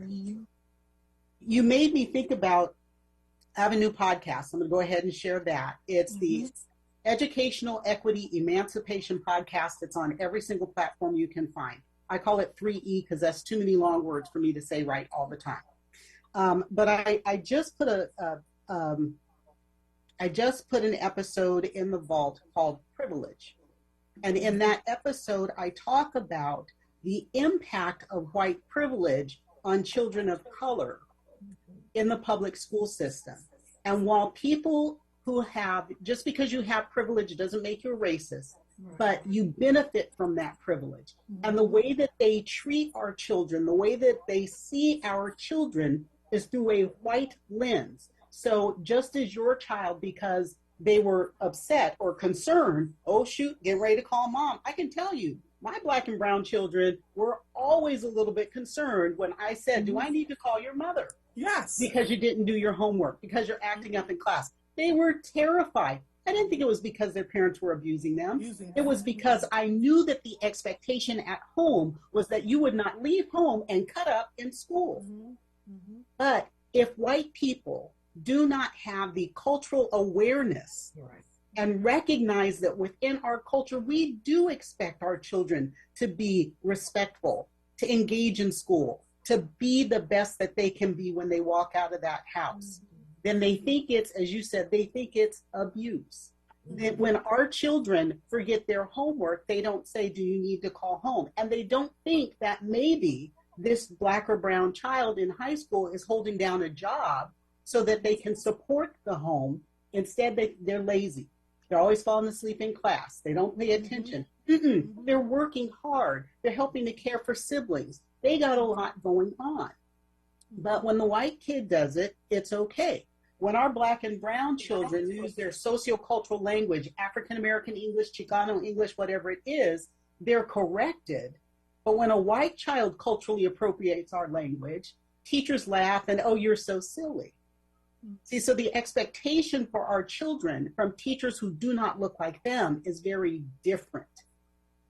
Now, that doesn't mean that every teacher of color is a good teacher for a child of color. Because again, I call it the sunken place, if you're familiar with that reference. I talked about plantation mindset. They're in that sunken place.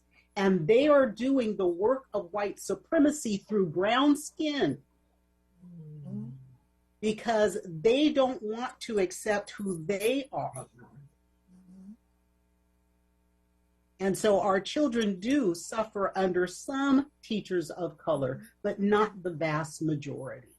And one thing that we'll do is we will call another one of us out when we see them doing that to our children. Yep. And that's what makes it so difficult, you know.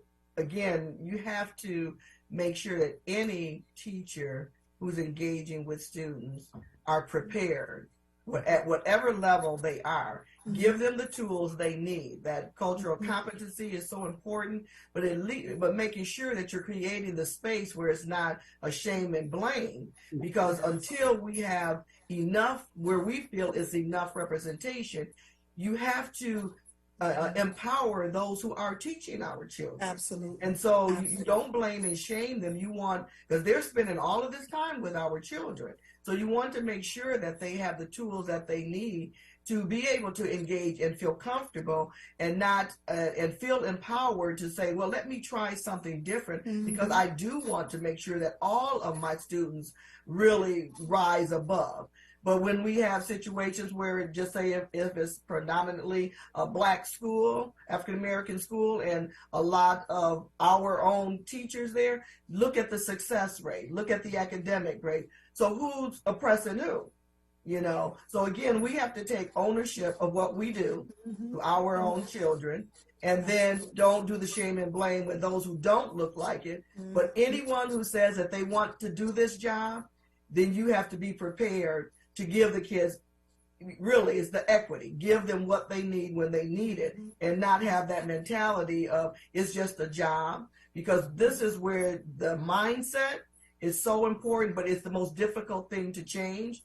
Is it getting people to stop using their privilege or whatever, or just, well, I'm just in here as a paycheck and this is all I want to do, because there's so much damage, you know, happening to our children. By the time they do make it out, higher ed is saying, what are you guys doing, K-12? Right. Because they're just not ready. Not that they didn't have the ability, they just were not prepared on their K-12 journey. And Deborah, you know, you said something about achievement in our schools of color, predominantly schools of color. And we know, when we look at the data, we know that those schools that are predominantly students of color, that are predominantly low wealth, tend to have lower achievement. But we also have to remember that the people who are writing curriculum don't look like our kids. The people who are selling curriculum to us don't look like our kids. And the people making the choices about what to teach and what methods to use in the school systems they're sitting up in central offices, and very often they don't look like our children. Right. They're not connected. I know from my own experience, we had tremendous success with the curriculum we chose at our school, lied, begged, borrowed, we didn't steal, cheated, whatever, and got stuff that would work for our kids and had tremendous gains. But when the central office found out what we were using, they forbid it to be used because they didn't like the method. They didn't care that our kids for the first time were reading on grade level. Grade level. They didn't care. They didn't like the method. Who cares what method we use if our children are learning? Absolutely. And that is why, though, strategically, we have to place people from the superintendent, cabinet, principals, teachers, boards.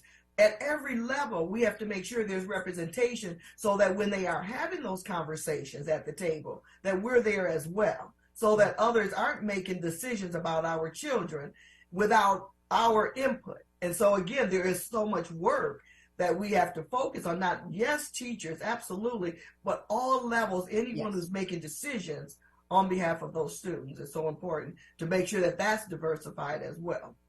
Here's the other thing that has been bugging me. We have a school here in Philadelphia called Mathematics, Civics, and Science Charter School. This sister is killing the game.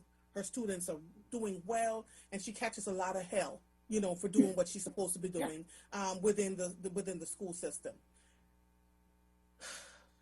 We want to teach our children. We really do. We want to find spaces for our children. But when we do that, we're told that, we are not up to par within our buildings, that our children can't do. Do you see where I'm going with this? It's no matter what door we open up to say we can do X, Y, and Z. Sharif El-Mekki has now got students into the pipeline in college that are coming back into the city to teach in schools when they come out in May, to teach summer schools, that kind of stuff, to give them the idea of what teaching is about. But I've also run into Black men who say they go into these buildings to teach, and then they walk out and like, I can't do anything. Everybody's feeling affronted and feeling put out. The teachers that, the women that are in the buildings, he intimidates me. They can't speak up. Like, there's always something. Yeah. Why is this such a difficult thing? This is why we're having things like culturally appropriate response to instruction. We shouldn't have to do such a thing if people really just cared about children, period. Yeah, we shouldn't. Keep in mind that 79% of elementary school teachers nationwide are white women. So when people of color start to make a headway into that space, who are we pushing out? And if that is who we're pushing out, we can expect that they are going to be the ones who scream the loudest to say that there's something wrong with that teacher. That teacher's doing something wrong. We know from data that when we look at the supports that teachers of color receive, they're not there. They're assigned more extracurricular duty. They've got more bus duty, more game duty, more dance duty, more whatever duty. They have more complex preps, right? So they may not have, I felt as a teacher, I was so lucky. The one year I had 6 periods of U.S. history. I was like, hallelujah, one prep. Because my first year in the classroom, I kid you not, I had American history, economics, U.S. history, world history, Spanish 1, and study skills. Oh, talk about a prep from hell. Right? That was not designed to foster me into teaching. Absolutely. And that's what we do to our teachers. But we also know that when white kids have teachers of color, they're more socio-emotionally connected to the classroom.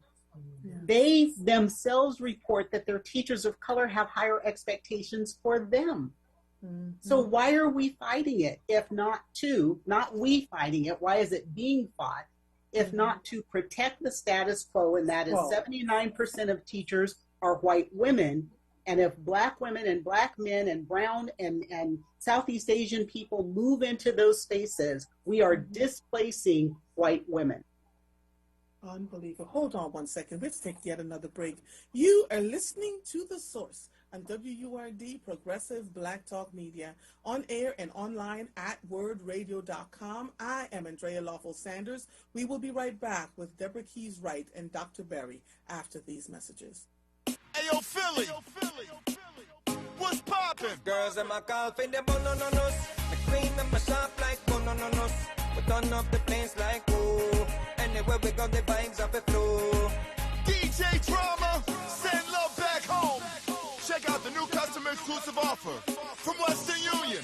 Get a $0 transfer fee the first time you send money online or with the Western Union app. Visit westernunion.com or download the app today.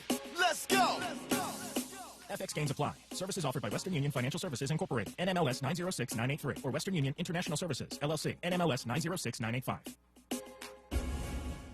This Word Wellness Vignette is brought to you by AARP. Word Radio presents the following wellness tip to support our listeners with mindfulness and motivation. This is Halana, your resident expert health and wellness coach, with tips to help you stay well. Let's talk about the importance of getting educated. We read signs, commercials, and even the news every day, and we've been doing so for many years. Yet, we don't often see these activities as part of our intentional, ongoing education. Reading and learning something new every day are great ways to practice creating an environment of learning. We are never too young to learn something new, and never too old either. When you learn something new, you create brain synapses that allow you to think and experience the world on a whole new level. People who take an active role in learning new things often experience better health and wellness. Getting educated goes like this. Number 1, do your own research. Number 2, become an advocate for your health and well-being. Number 3, make time to take an online class or watch a new lecture online. We sometimes think getting educated has to be an intense experience, yet even just a few minutes a day of doing a new thing can make a big difference. Go ahead and try it. Stay well with Word. Happy, healthy living. Stay well with Word. Connect with us at wordradio.com. This Word Wellness Vignette was brought to you by AARP Pennsylvania.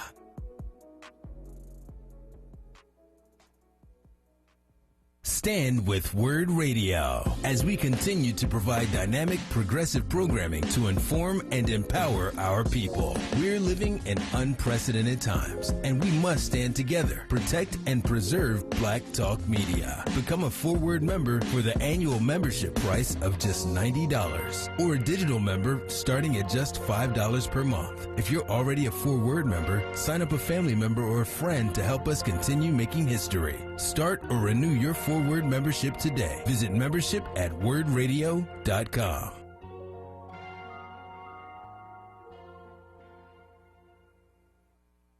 You're listening to The Source with Andrea Lawful-Sanders on Word Radio. Streaming live on wordradio.com and the Word Radio app.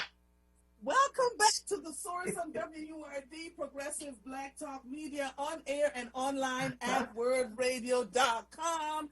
I gotta get that. Listen, and I have cast the origins of our discontent. These are the things, Dr. Berry, that as soon as you said My Grandmother's Hands, it's a great book. And it talks about the wear and tear on us as Black women, you know, and cast Isabel Wilkerson, yes, the original. Listen, I've been quoting from that book for months on end, right? About why we are where we are. But it really tears apart the fabric of us. So we were saying on the break that no matter how much money we make, no matter how well we think we're living, there are things happening in society that constantly reminds us to know our place. And so we never completely feel like we have, which is why I think a lot of Black folks want the name brand stuff and to be seen as, you know, that they have arrived. And to me, that's a part of the enslavement mentality. Like you're blowing your money on things that you shouldn't have to, you know, because we don't have that kind of wealth. You have to have 3 generations of wealth if you want to blow money on that kind of stuff. But I feel like I'm just talking to dead air sometimes. But the agenda, the larger agenda that is getting us to spend our money there instead of putting it into a 401k and investment is doing exactly what it's designed to do, which is to continue to oppress us because we will never put aside that wealth to pass on. It's a distraction. That's what it is. And it's by design. It's by design. And if you keep individuals uneducated, then you can control them better.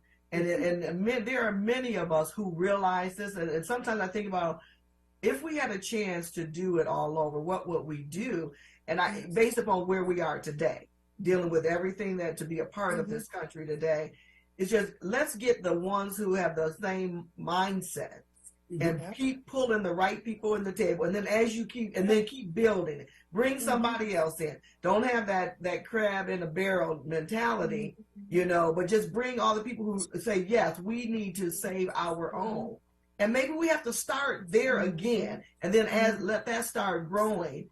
Here's a school here. We got the right people in place. We're not saying we're not going to have any other race teaching, but we're saying we are going to focus on ours unapologetically. Right. We have to do that.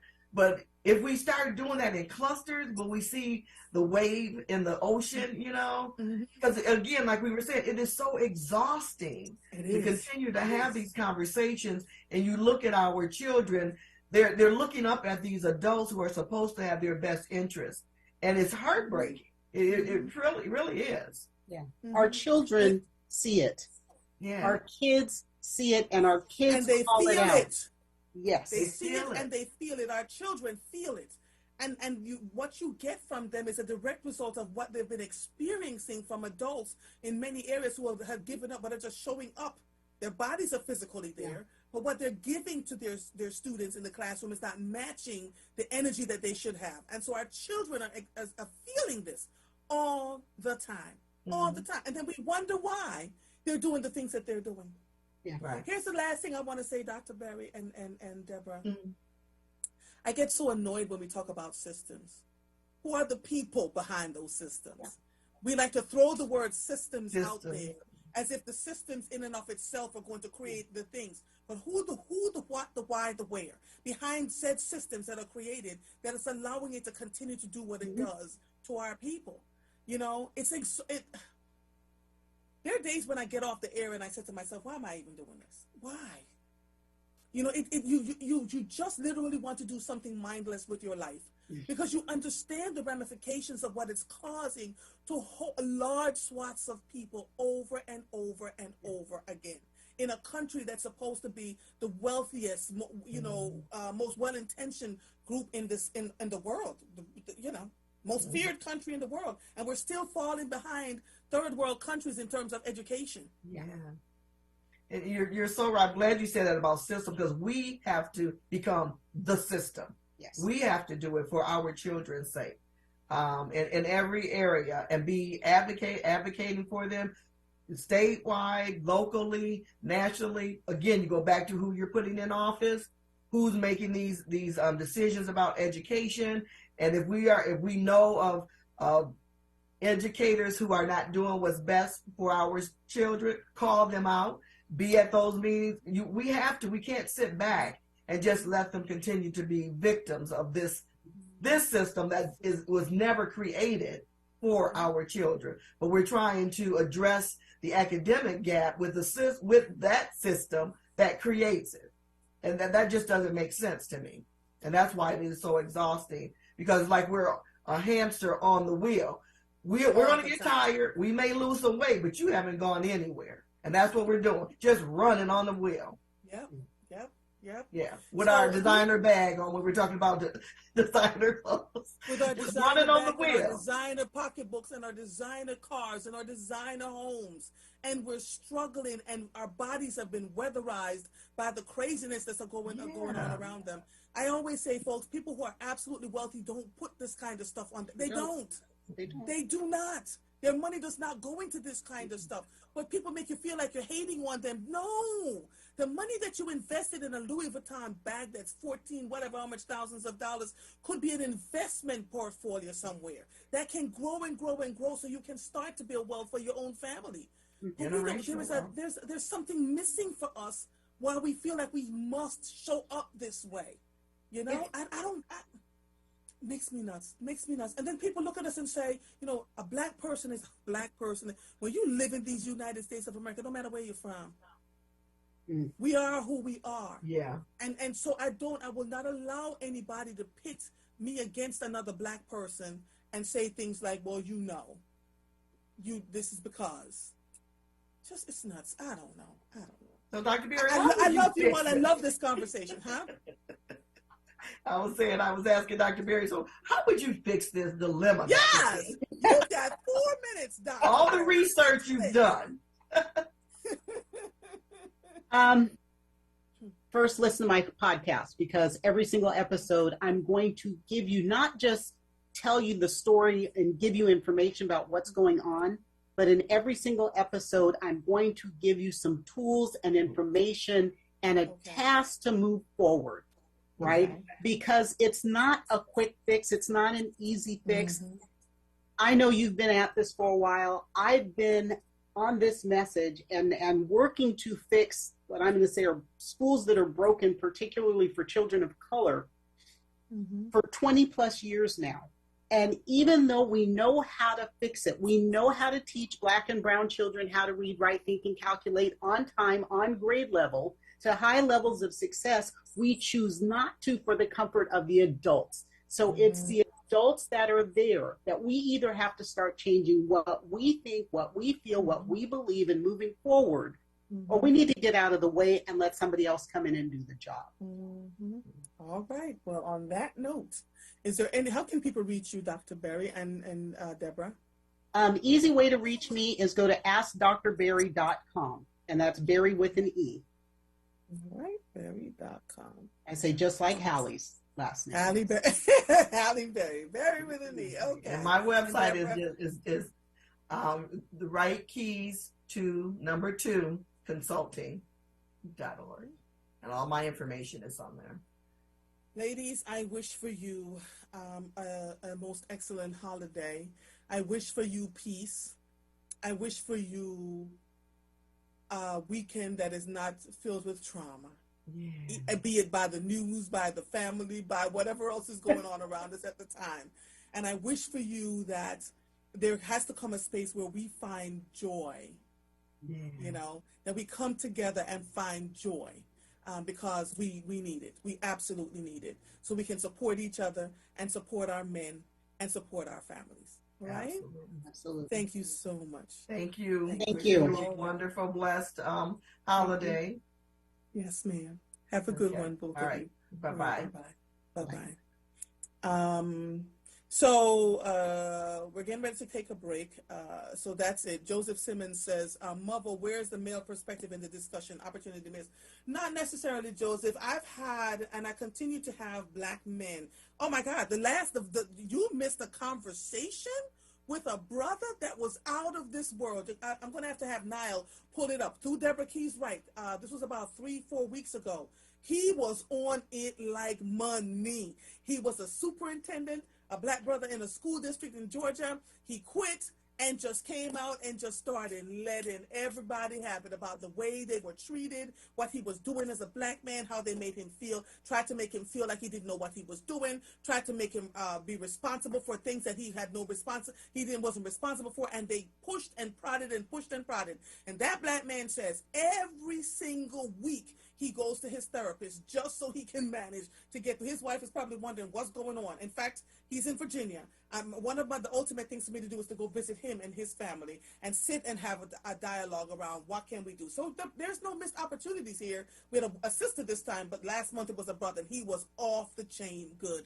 You are listening to The Source on WURD, Progressive Black Talk Media, on air and online at wordradio.com. I am Andrea Lawful-Sanders. We will be back in the 3 o'clock hour after these messages.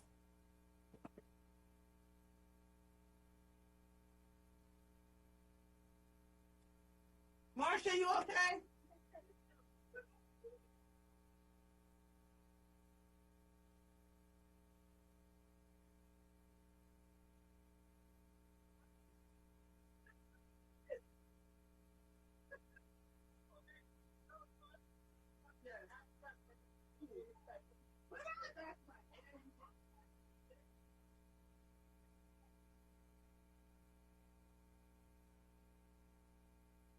I'm always on point, from my hair to my style to my yard.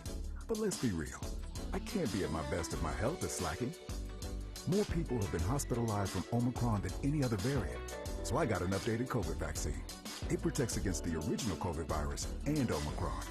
I stay up to date so I can stay on point for the ones I love. Find updated COVID vaccines for everyone 5+ at vaccines.gov. Paid for by the U.S. Department of Health and Human Services. Family Therapy Vignette Moments with Dr. Lucille Ijoy. Ladies and gentlemen, do you know that a change is a coming? Life always presents changes. Music helps these changes. You know, Sam Cooke said, people get ready, a change is coming. There are songs like Lean On Me and songs like I Feel Good, like I Knew I Would. And there's music like James Cleveland. What do I need to know, Joshua? Like, Lord, help me to hold out until my change comes. Do your homework. Yes, yes, yes. A new year's a coming, and in God we trust. Look to the future. We must, yes. A new year's a coming, in God we trust. Look to the future. We must. When times get dark, we can't see the help that's all around us. Maybe you're not sure how you'll make rent, or you lost your job. When you don't know where to turn, let 211 be your guiding light. Our guides are ready to connect you with the help you need. 211, how can I help you? Call or visit 211.org. 211. Get connected. Get help. A message from United Way and the Ad Council.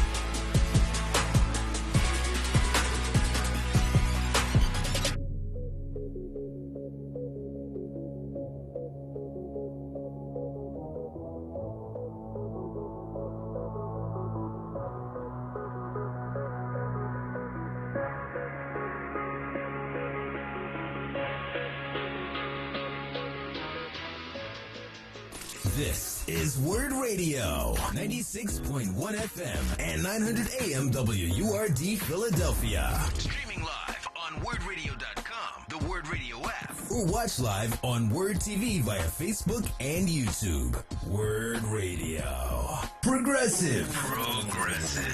Black Talk Media. You're listening to The Source with Andrea Lawful-Sanders on WURD Radio. Streaming live on WURDradio.com and the WURD Radio app.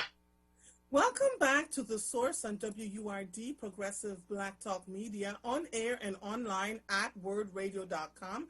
If you were just joining us in this 3 o'clock hour, I am Andrea Lawful-Sanders, your host on Mondays, Tuesdays, and Thursdays from 1 to 4 p.m. Man, you know, the holidays are a little bit stressful for me because so much is going on. I try not to take on, I don't know what you all are doing for Thanksgiving, but I am trying not to take on anything extra. So, you know, everybody wants me to make the oxtails. I'm good at that. I'm going to make some short ribs. I'm good at that.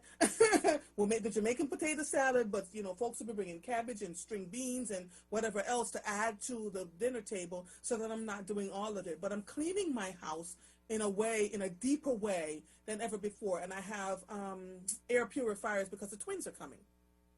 Copy and paste will be in my house for the first time since they have been born, and I am super duper duper excited to have them. And so there's a lot going on there, but you know, it's you know, I don't know, y'all. There are 2 articles I want to read for you. He's an elementary school teacher, and he's explaining why men don't exactly want to go in this profession. Carolyn Morgan wrote this. Have you ever noticed that most of your child's elementary school teachers are female? What is the reason for that? Well, TikTok elementary school teacher Mr. Trayvon is breaking down the reasons why he believes the profession is lacking in male school teachers. He wrote, and I quote, y'all know a lot of men, why not? Y'all know why. Come on now, you're a teacher. Y'all know why not a lot of men are teaching in elementary schools, he asked. I'll tell you why. Known as Mr. Trayvon, even on TikTok, he explains how he is one of the few male school teachers in elementary education. She said, so I started working at this school with kindergartners, she said. Today, one kindergartner went to the monkey bars and she wanted me to help her. This may sound normal at first. What could the problem be? She is a small child. She needs the help of her teacher. But as Trayvon clarifies, the gender of that teacher matters, especially in this situation. She expected me to hold on to her as she went across the monkey bars, Trayvon said. I just wouldn't do it. It's because of the way we've normalized and sexualized everything that adults can't even be kind to children without it being seen in a sexual way, which is crazy. I see it happen all the time, right? And so that was one of the reasons why he gave. But I've heard men, not just black men, but male teachers in general say that they have a lot of fear because they don't want to be accused of, sexually abusing their students, and some of them have even gotten caught up in it because students accuse them of doing wrong things when they were being innocent. So I get that. I totally get that. So there was that, okay? The phone lines are open, 215-634-8065. Let me see what's going on here. This from Essence Magazine. Data shows black women have more wear and tear on the body from working compared to other groups. Despite professional exhaustion, black women are behind in planning for retirement due to the racial gender wealth gap, right? Per the National, Jasmine Browley wrote this for Essence Magazine.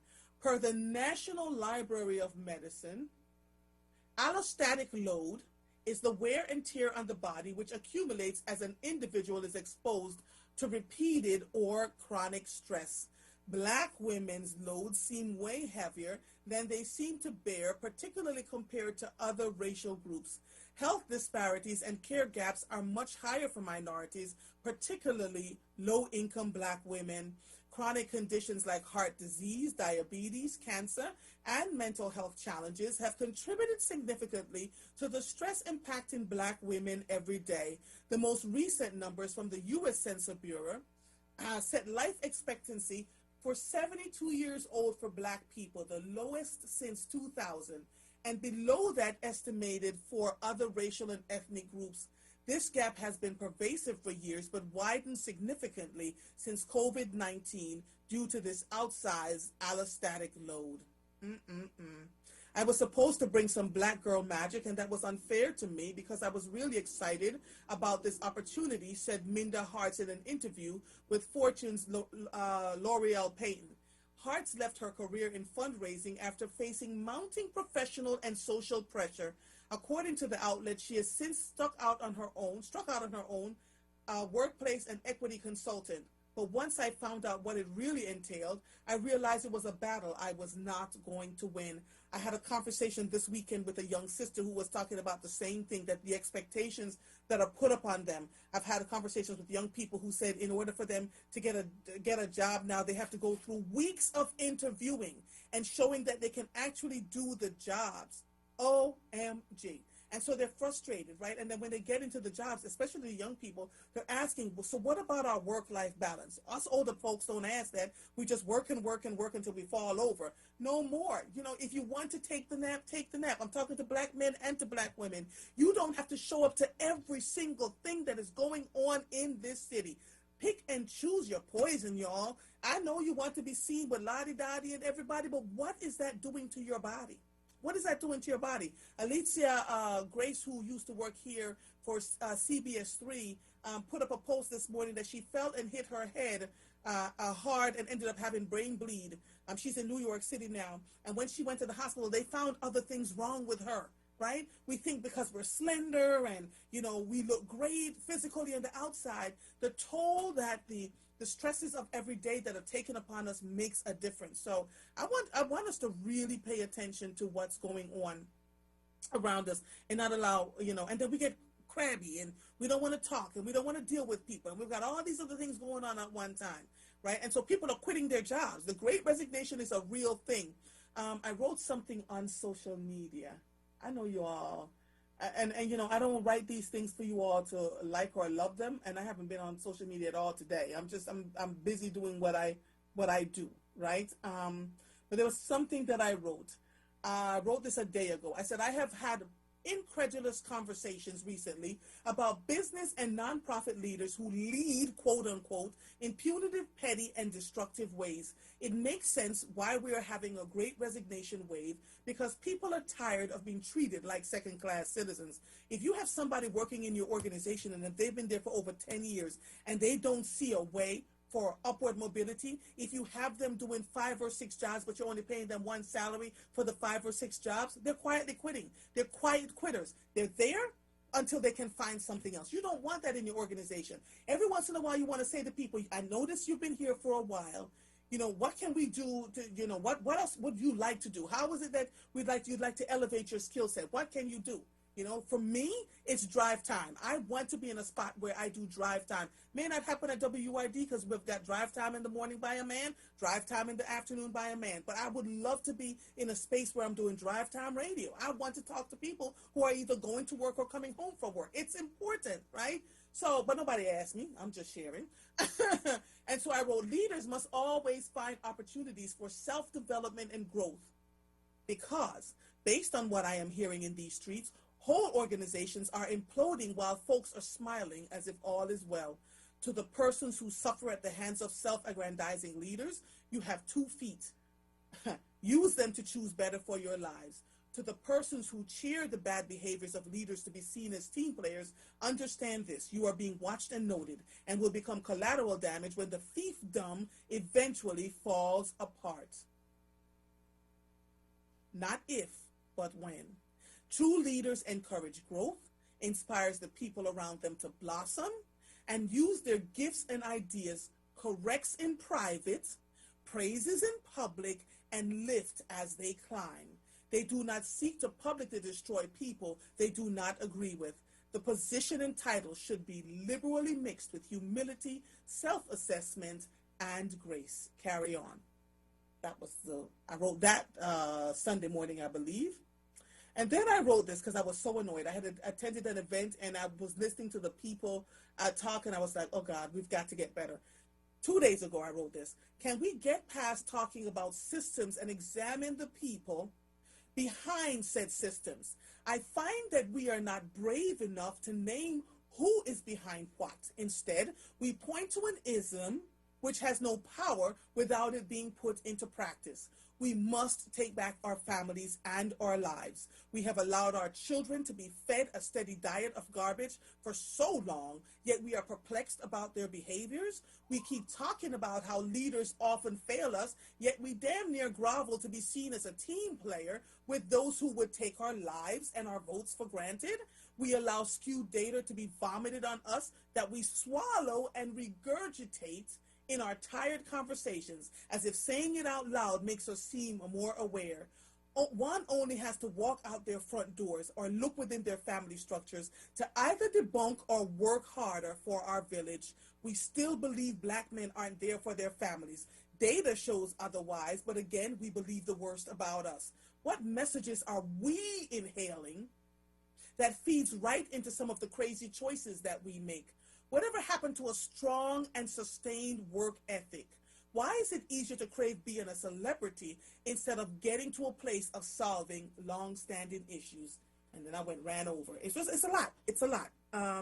It's just, we have to get to a place, and you watch it and you watch us, groveling and trying to fit in and allowing bad behaviors all around us and making excuses for it. And then we turn around and go, we don't know why something is happening. Oh man, we have got to be better. We've got to be better. That's all I'm going to say about that. All right. So I'm moving right along. I don't see that anybody has called in, but I have a guest at 3:15. So hold on.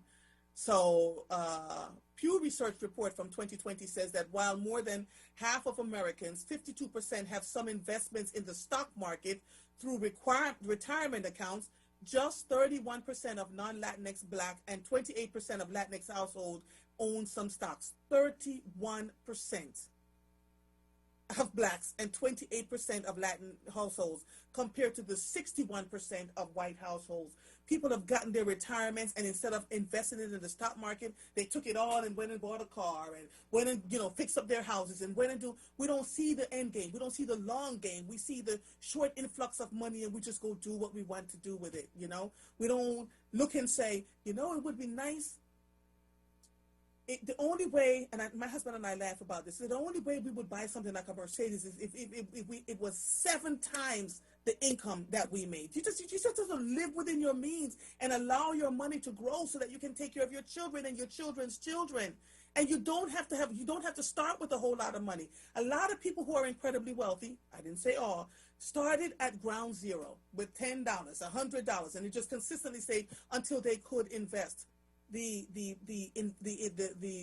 money market managers and the people in the investment market will tell you the investment market is a game changer. But we have to believe in it and get through it and do what we need to do to let the money grow instead of just wanting to blow it because it's there in front of us. But okay. Let my next guest in for me, please, Joshua, and let me introduce them. Peter Brooks is affiliated with the Choctaw Band of the historic Piscataway Chiefdom, where he delivers the Haudenosaunee Thanksgiving address throughout the region. A native of Washington, D.C., Mr. Brooks, in addition to serving on the advisory board of the Native American House Alliance of Philadelphia, and serves on the Maryland Commission of Indian Affairs. Let me go here. Mr. Brooks, are you there? Yes, I'm here. Can you hear me? I can hear you. I can see you. Hello, sir. How are you? Good, thank you. Wanishi. All right. So I hear that you have some news for us. Well, in terms of what? The announcement that at Harrisburg? Yes. Yes, this is major news. I mean, so much is going on. I'm sorry, forgive me. But we were able to accompany a member of the Delaware Nation who, as you know, the Delaware, the Lenape of the Philadelphia region moved out to Oklahoma, both during the Indian Removal Act of 1830 and before then in the walking purchase, which was how they actually got Pennsylvania. The deal was you can have the land as far as you can walk, from the sun up to the sundown. And they got runners, and they went in all different directions, and nobody could keep track of the runners. And, yeah, it turned out to be a mess for the Lenape. So, yeah. It was really, as far as we can tell, the first time that a Lenape chief or a hereditary chief. Actually, the Lenape do not have chiefs anymore. In Delaware, they have president and that kind of thing, but had been invited to the Senate, on amicable terms like that, to salute and make this Native American Heritage Month in Pennsylvania as passed by the Senate for the first time. And so Senator Street was really, really key in making that happen. And we were all extremely grateful. And it's historic. We're starting now to reintegrate into what should be, our land, our society, and that kind of thing. Yes. I am intrigued. We're going to talk about the Native American Thanksgiving address in a little bit. But I am particularly intrigued. When I was growing up, we talked a lot about the Arawak Indians, the Carib Indians, et cetera, et cetera. I don't hear a lot about the Lenape Indians here in Philadelphia. Can you tell us from your earliest recollection, when were they here? I'm intrigued because when you walk through Wissahickon Park, you see remnants of them. You see shells up in the mountainside, up in the hills. Like water was running through there at one point. You know, what is the history there that we need to know about?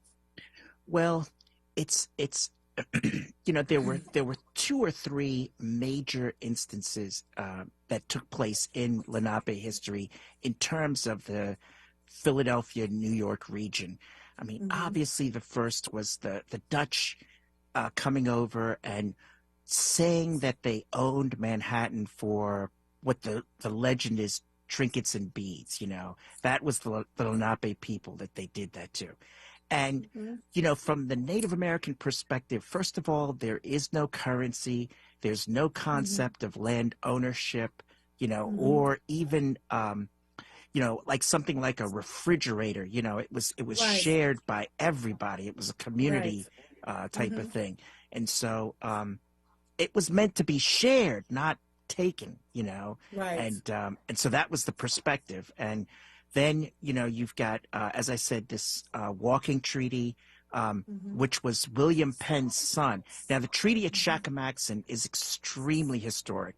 And of course, that takes place in Philadelphia at Penn Treaty Park.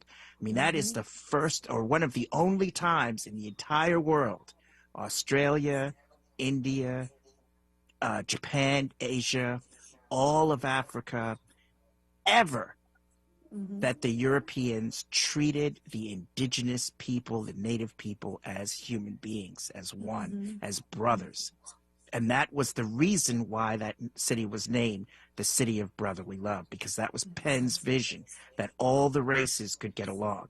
Because King Charles II was like, take the land, we have the Pope's agreement, you know, the papal bull, which stated that anyone not in a Christian kingdom was to be subjugated, and they were considered animals. They were not considered humans because they weren't Christianized. And so then that Treaty of Shackamaxon was really important. Then when William Penn's son takes over, he comes up with this idea of the walking treaty. And of course, Native Americans, the Lenape, I got to tell you, you know, the Lenape are just beautiful people. And I mean, there's still some here. Absolutely beautiful. Are they? Where are they here? Yeah, there are some remnants. There are 3 nations that I know of that have Lenape heritage or claim Lenape heritage in the New Jersey and Delaware area. The state of Pennsylvania does not recognize any Indian tribes. So there's no tribes in Pennsylvania that are officially state recognized. But New Jersey has the Ramapo Nation, and they also have the Nanticoke Lenni Lenape. And then there's another Lenape group down in Delaware as well. So they are, yeah, they're the Maroons, you know, if you will. And so the walking treaty took place. That also was a trick. The people were dealing with this thing fairly honestly. They felt, you know, if you walk from one day, you know, you might get 12 miles or 15 miles or something. They didn't expect it to be 23 miles and in all different directions. So there was no way for the tribe to keep track of where the runners ended. And so that forced them further out west, forced the Lenape further out west. And then in 1830, President Jackson signed, Congress legislated what was called the Indian Removal Act, which people call the Trail of Tears, and that's sort of the Cherokee name for it. But the Indian Removal Act applied to all Native Americans this side of the Mississippi. It was absolutely illegal to be Native American if you were on this side of the Mississippi. All Indians were to be removed. Yeah. And so people hid out. Yep. They married into black families. They said they were black. That's what my family did.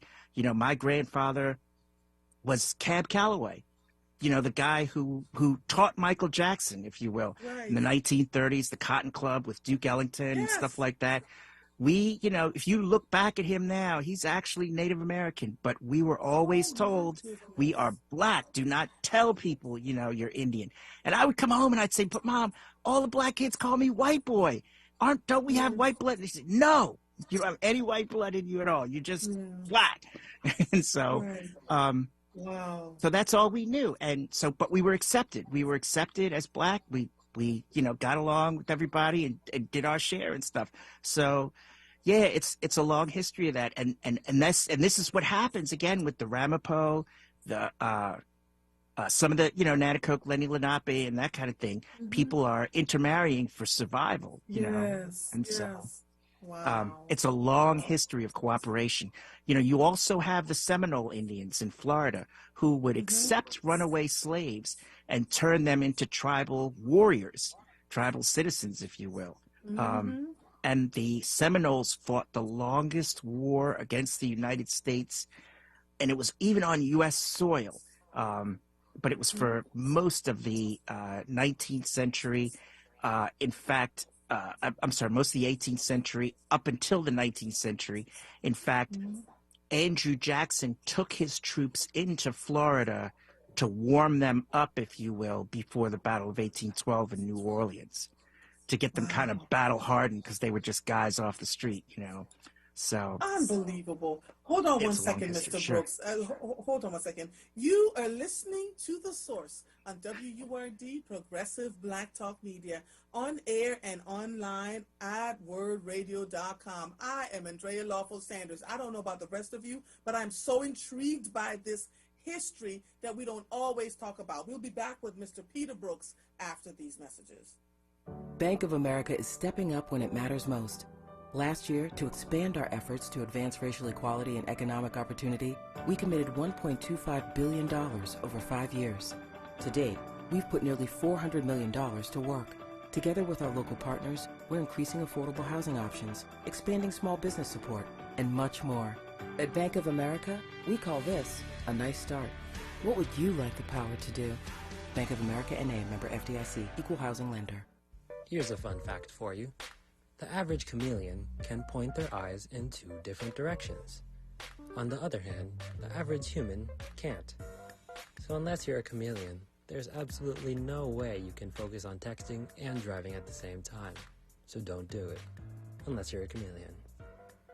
Visit StopTextsStopWrecks.org. A message brought to you by the National Highway Traffic Safety Administration, Project Yellow Light, and the Ad Council. The Dr. Emeka Show. Sundays at 4 p.m. right here on WURD 96.1 FM and 900 AM. Streaming live at wordradio.com and on the Word Radio app.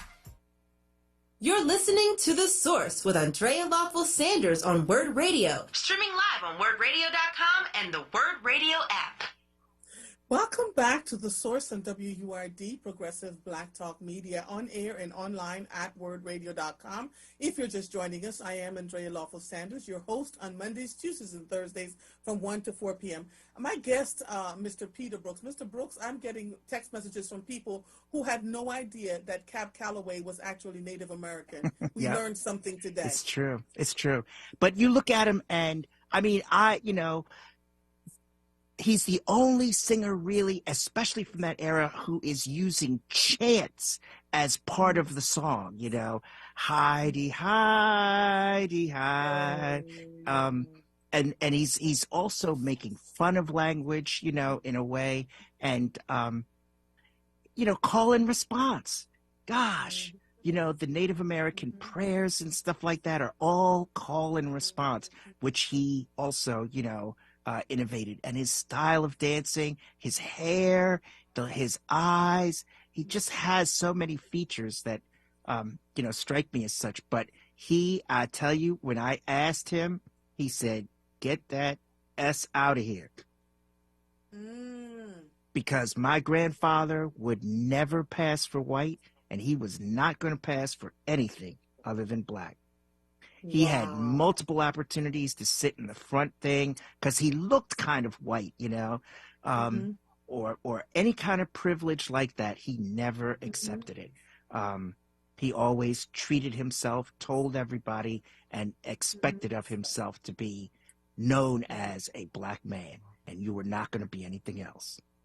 I wonder, as I'm talking to you, how rich is the history between black people and Native Americans that we've just not delved into? Because I find it interesting that Native Americans chose, even though they could pass for white, chose to be black. I guess it's based on the traumas that they've gone through. That's right. And the things that were pillaged from them. But here's a question that I have for you. What did it do to your culture and your people to have to deny who they were in order to stay alive? Wow, it's really powerful. It,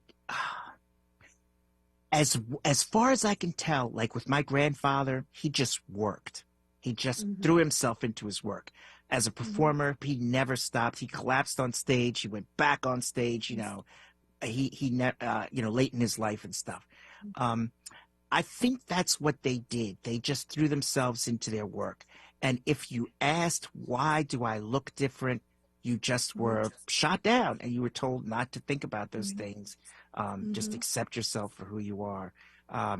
But it's very difficult when you're coming back because you're a stranger, you know, and it's really difficult in the Native American community because so many people want to be Native American and they claim to be, and they don't really have documentation. And yet that's kind of okay, but you have to come in sort of the right way, you know, in a humble way, in a good way. Many of these tribes, if you're going to be adopted like that, it takes 3 generations. There's you, your children are expected to know the language, and then it's their children who are considered part of the tribe. But this idea of adoption is really, really key. Now, you got to understand, to Native Americans, even the military thing is one of like blending in and camouflage.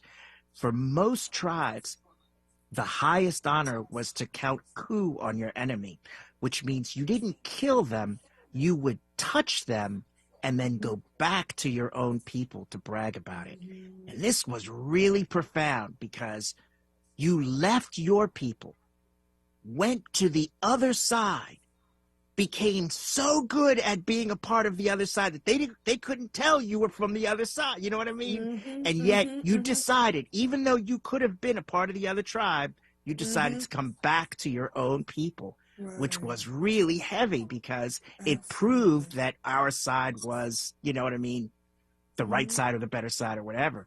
And so there's all this sort of, you know, the Native American military style is so different from the European. The Native Americans believe in, you know, sending forth a scout team, having them report back, creating a customized solution, usually for a hit and run type of engagement that's not meant to last. You know, they're not trying to take over the land or something like that. They're just trying to prove a point usually, you know.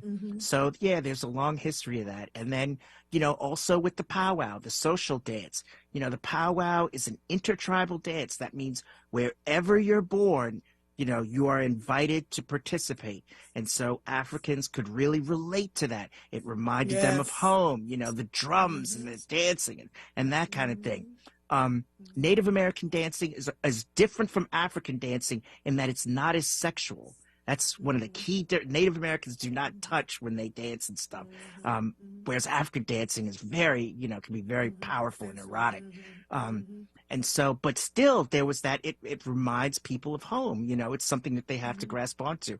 And so I feel like, you know, if you can't get with like the dominant religion, the Christian religion or whatever, you know, what else is there for you? You know what I mean? Especially if you're a tribal person, which so many African Americans are, especially after Marcus Garvey and Malcolm X and telling people the truth. And so, and Bob Marley, you know, gosh. So, I mean, you know, Bob Marley, this guy's got a white father and a black mother, you know, and that's native. You'll only find that in the Americas, you know. So, being Native American, I think what makes you different from other people is that you have this accountability. You're responsible, you're loyal, you don't necessarily pledge allegiance, but you have some allegiance to a chief or a tribe or a group of elders who sort of like, you know, Malcolm X, they tell you what you can say and what you can do and stuff like that. There's also this idea of, you know, nature. It's a part of you. There's something about it that kind of comes easy to you, whether it's the dancing or the singing or the prayers. And then it's also nurturing because Native Americans we do these things to try to keep them alive, you know, for the next generation and stuff like that.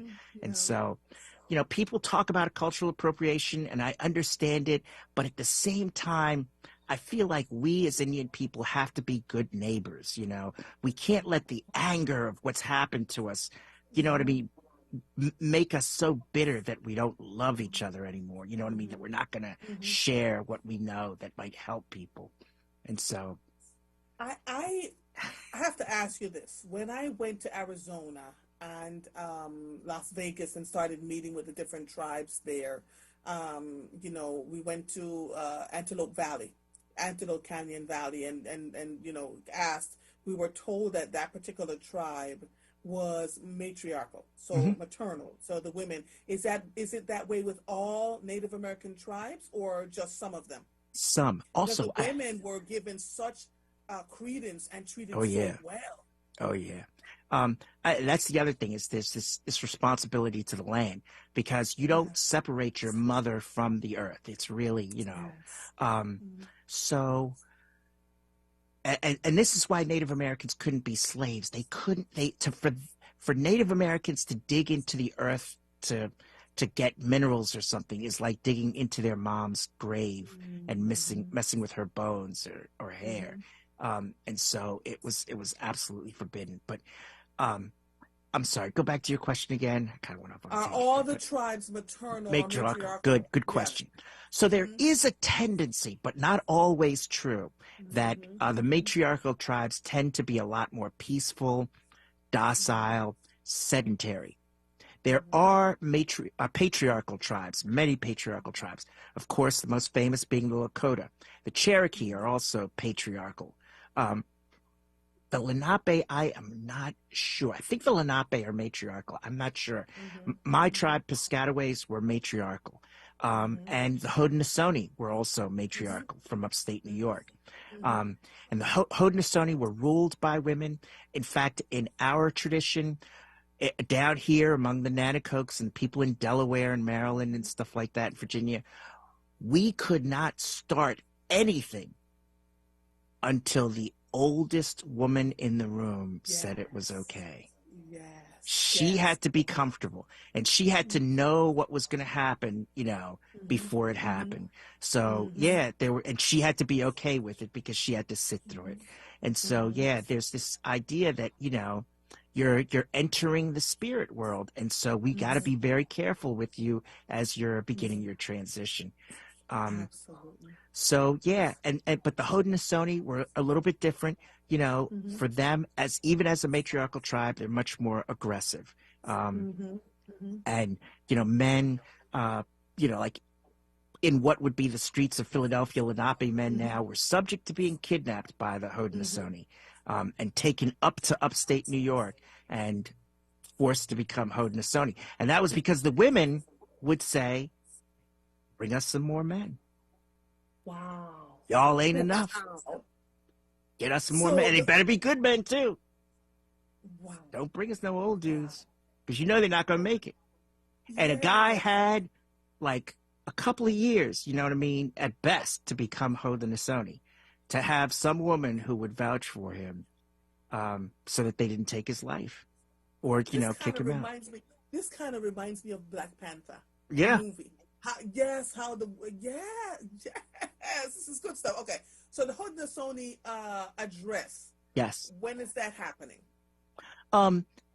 Well, it's online. I mean, I do it at different places and stuff as invited. But you can find it online. It's at the Smithsonian Institution website. It's spelled HAUDENEE,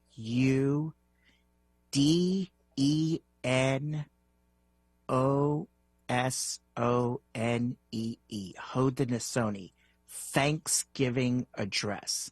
The Haudenosaunee Thanksgiving Address. Or you can just say Thanksgiving Address Smithsonian. I'm sure you'll find it. I want to tell you how this, forgive me. I want to tell you how this conversation is elevated. People are loving this conversation. These are the kinds of things that I want, because folks don't know. We don't know. And what we don't know, we make assumptions out of ignorance because we just don't know. But when you have a curiosity to learn and to see how other tribes have lived. One of the things that I noticed while I was out west working with the Native Americans, the younger group would say to me, we are trying to live between both worlds. Yeah. We have to know our language, follow our tribal patterns, but we still want to go out sometimes and enjoy ourselves. And so they try to straddle both worlds, and it doesn't always work. But what they say is, as they're straddling, they have to make sure they marry someone within their tribe or get permission to marry someone in an adjacent tribe. Is that making sense? Yeah, it is in a lot of tribes. I mean, a lot of people have bought the eugenics thing, hook, line, and sinker. Yes.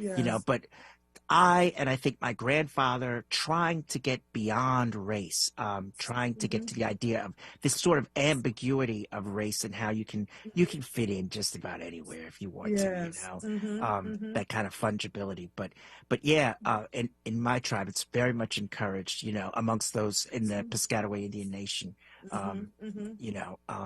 so yeah, and it's for them, it's a question of survival and genetics and that kind of thing.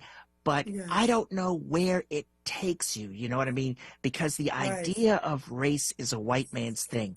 See, in the tribal sense, and this is why the Cherokee Nation is so huge amongst the Indian nations, part of the reason. You were Cherokee if you spoke the language. If you said you were Cherokee, everybody believed you. We could understand you, you know what I mean?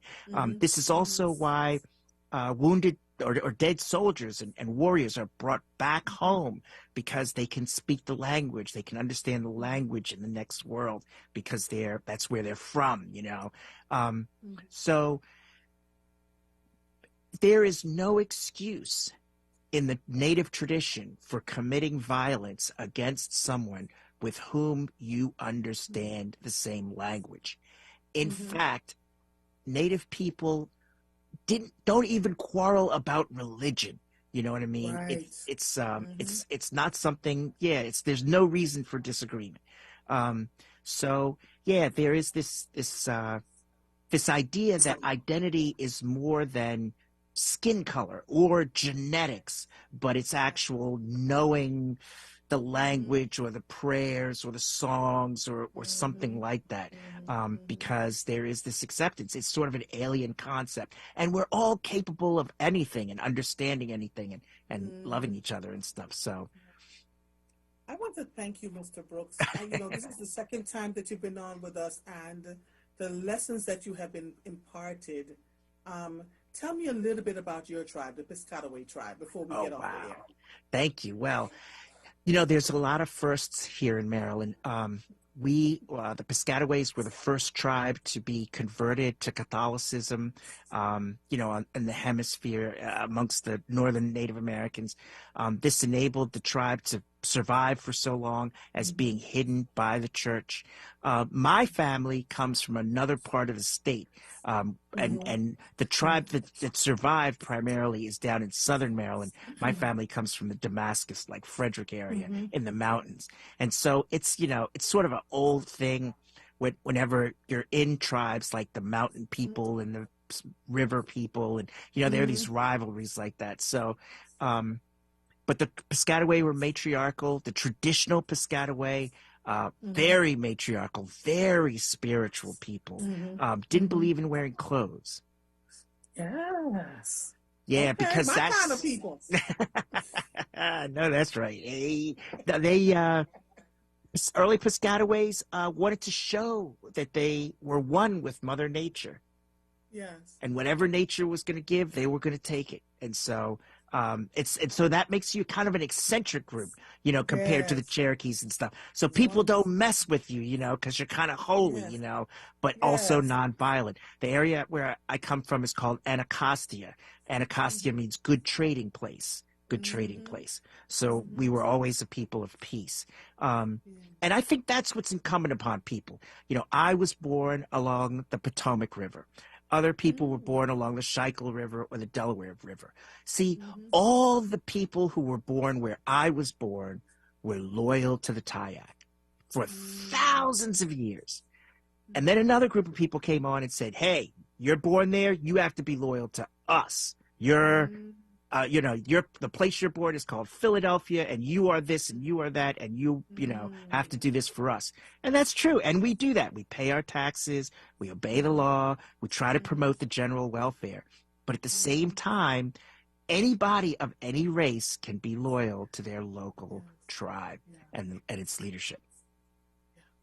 Mr. Brooks, you're going to have to come back on.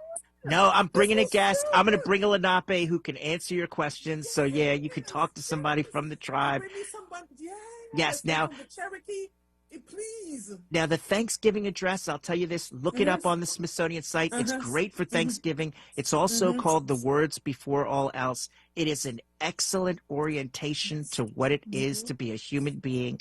And they don't say this, but after in the address, every time you say, now our minds are one, you're supposed to affirm. The traditional affirmation is to say, yo, but to say, aho, or yes, we agree. And so, because throughout they're trying to get everybody to think the same. We're all grateful for the fish. We're all grateful for the trees. And so it goes through that. And every day, every time you say it, you will feel happy because you'll realize that all these things are here to help you. Mr. Brooks, thank you so much. It was such a great conversation days before Thanksgiving. And I just want to say one other thing to your listeners, guys. This radio station is so important because it's the only place where we can tell our story like this. Stories. Yes, no one else would invite us on or anything like that. You know what I mean? They're not interested. So you guys support this station, man. You're lucky. I am, Mr. Brooks. I am very interested. So you keep coming back and teaching us. I would love to learn more about Native American people. I think we're all so interconnected. It was a pleasure, sir. Have a wonderful rest of your week, and we will listen to the address, and we'll talk soon, okay? Wanishi, thank you. All right, see you soon. Bye-bye. You are listening to The Source on WURD Progressive Black Talk Media, on air and online at wordradio.com. I am Andrea Lawful-Sanders. We will be back for the final segment of The Source today after these messages. Between family dinners, bedtime stories, and study sessions, PICO knows that life never stops moving. So if you need help paying for your PICO bill, there are financial programs available, like the Low Income Home Energy Assistance Program, or LIHEAP, that provides a cash grant of $500 or more toward your energy bill. Learn how PICO can help keep your life moving with LIHEAP. See if you qualify at pico.com/LIHEAP. PNC Arts Alive presents Kulu Mele, African Dance and Drum Ensemble, and an all-new show premiering Thanksgiving weekend at the Performance Garage in Philadelphia. Don't miss Kulu Mele, African Dance and Drum Ensemble, Saturday and Sunday, November 26th and 27th at the Performance Garage. Tickets are on sale now at performancegarage.org. Order today at performancegarage.org. Kulu Mele, African Dance and Drum Ensemble.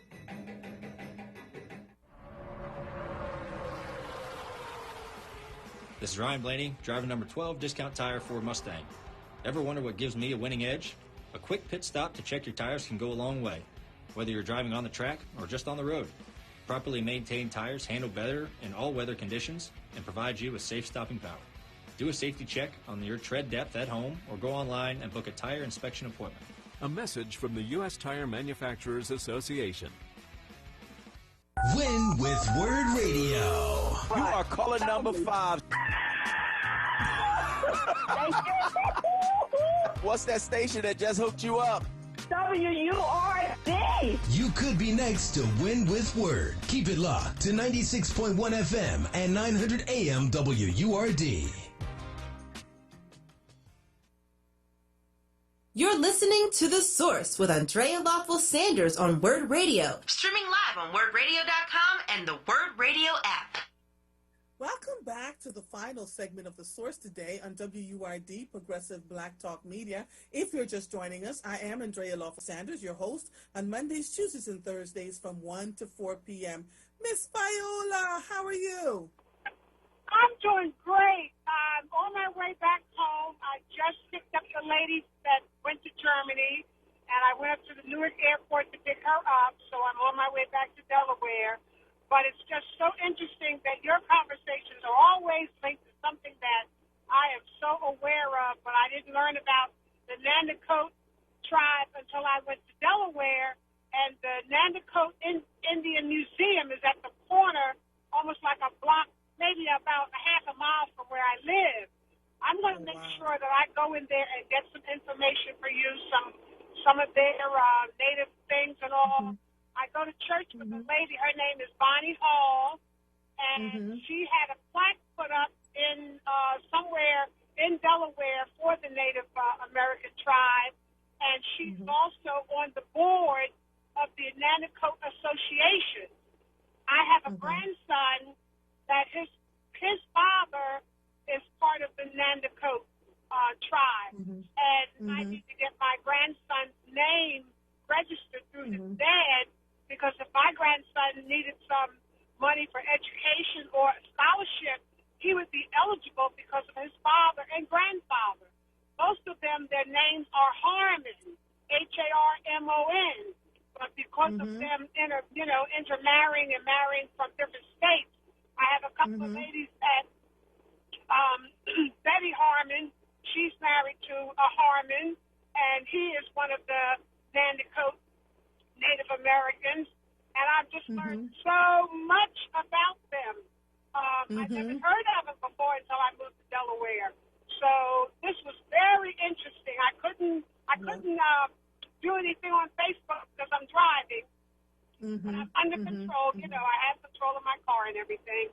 But I just had to call and give you that information because it's amazing. White folks will say they're part Native American, but they never say they're part half black. And I run into them down here, and they'll say, "Oh, well, I'm part Native American," and I just look at them, you know, and I say, "Oh," but they never say they're part African American. Isn't that amazing? Right. Which one is better or which one is worse, right?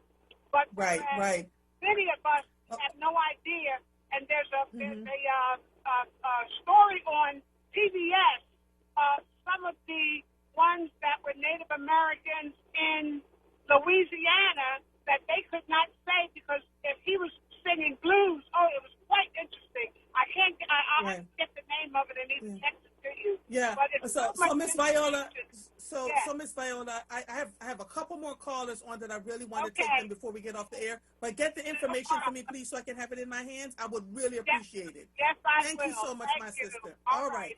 Bye-bye. All right, Joe from South Florida. How are you? It's me, mother. What's good? What's going on, sir? Oh, nothing. Listen, I want to give a disclaimer before I say what I'm about to say, okay? Because if there's any malice, I want it to be directed at Brother Joe and not Mother. But why would Sarah take an investment from Jeff Brown before she came to? It's other people in the community that she could have gotten an investment from. If it's an all-black talk radio station, you know, I don't really have a bone to pick with Jeff Brown other than when he shut down his store at 65th and Haverford, he turned it into a food desert. So you can't tell me you genuinely love and care for our community. I know you do some nice things, but I'm just saying I think that Sarah could have gotten some investments from some black folks that's willing to invest as long as all right. Since you are bringing this up, let me read this. As you may know, on Tuesday, Jeff Brown declared his candidacy for the 2023 elections. The Brown family is a minority investor in WURD and has been since 2016. WURD and its employees do not endorse any political candidates. WURD has policies in place to ensure that all mayoral candidates are offered equal time, opportunity, and placement. And Jeff Brown will receive the same scrutiny and coverage as all other candidates in this critical mayoral election, and Jeff Brown will receive the same access and opportunities to advertise as all other candidates. Okay, so that's what we wanted everyone to know. Should you call in and ask about Jeff Brown, and we're making this disclosure to our listeners in the interest of full transparency and to assure you that WURD intends to cover and interview all mayoral candidates with equal access and scrutiny. Did that answer your question?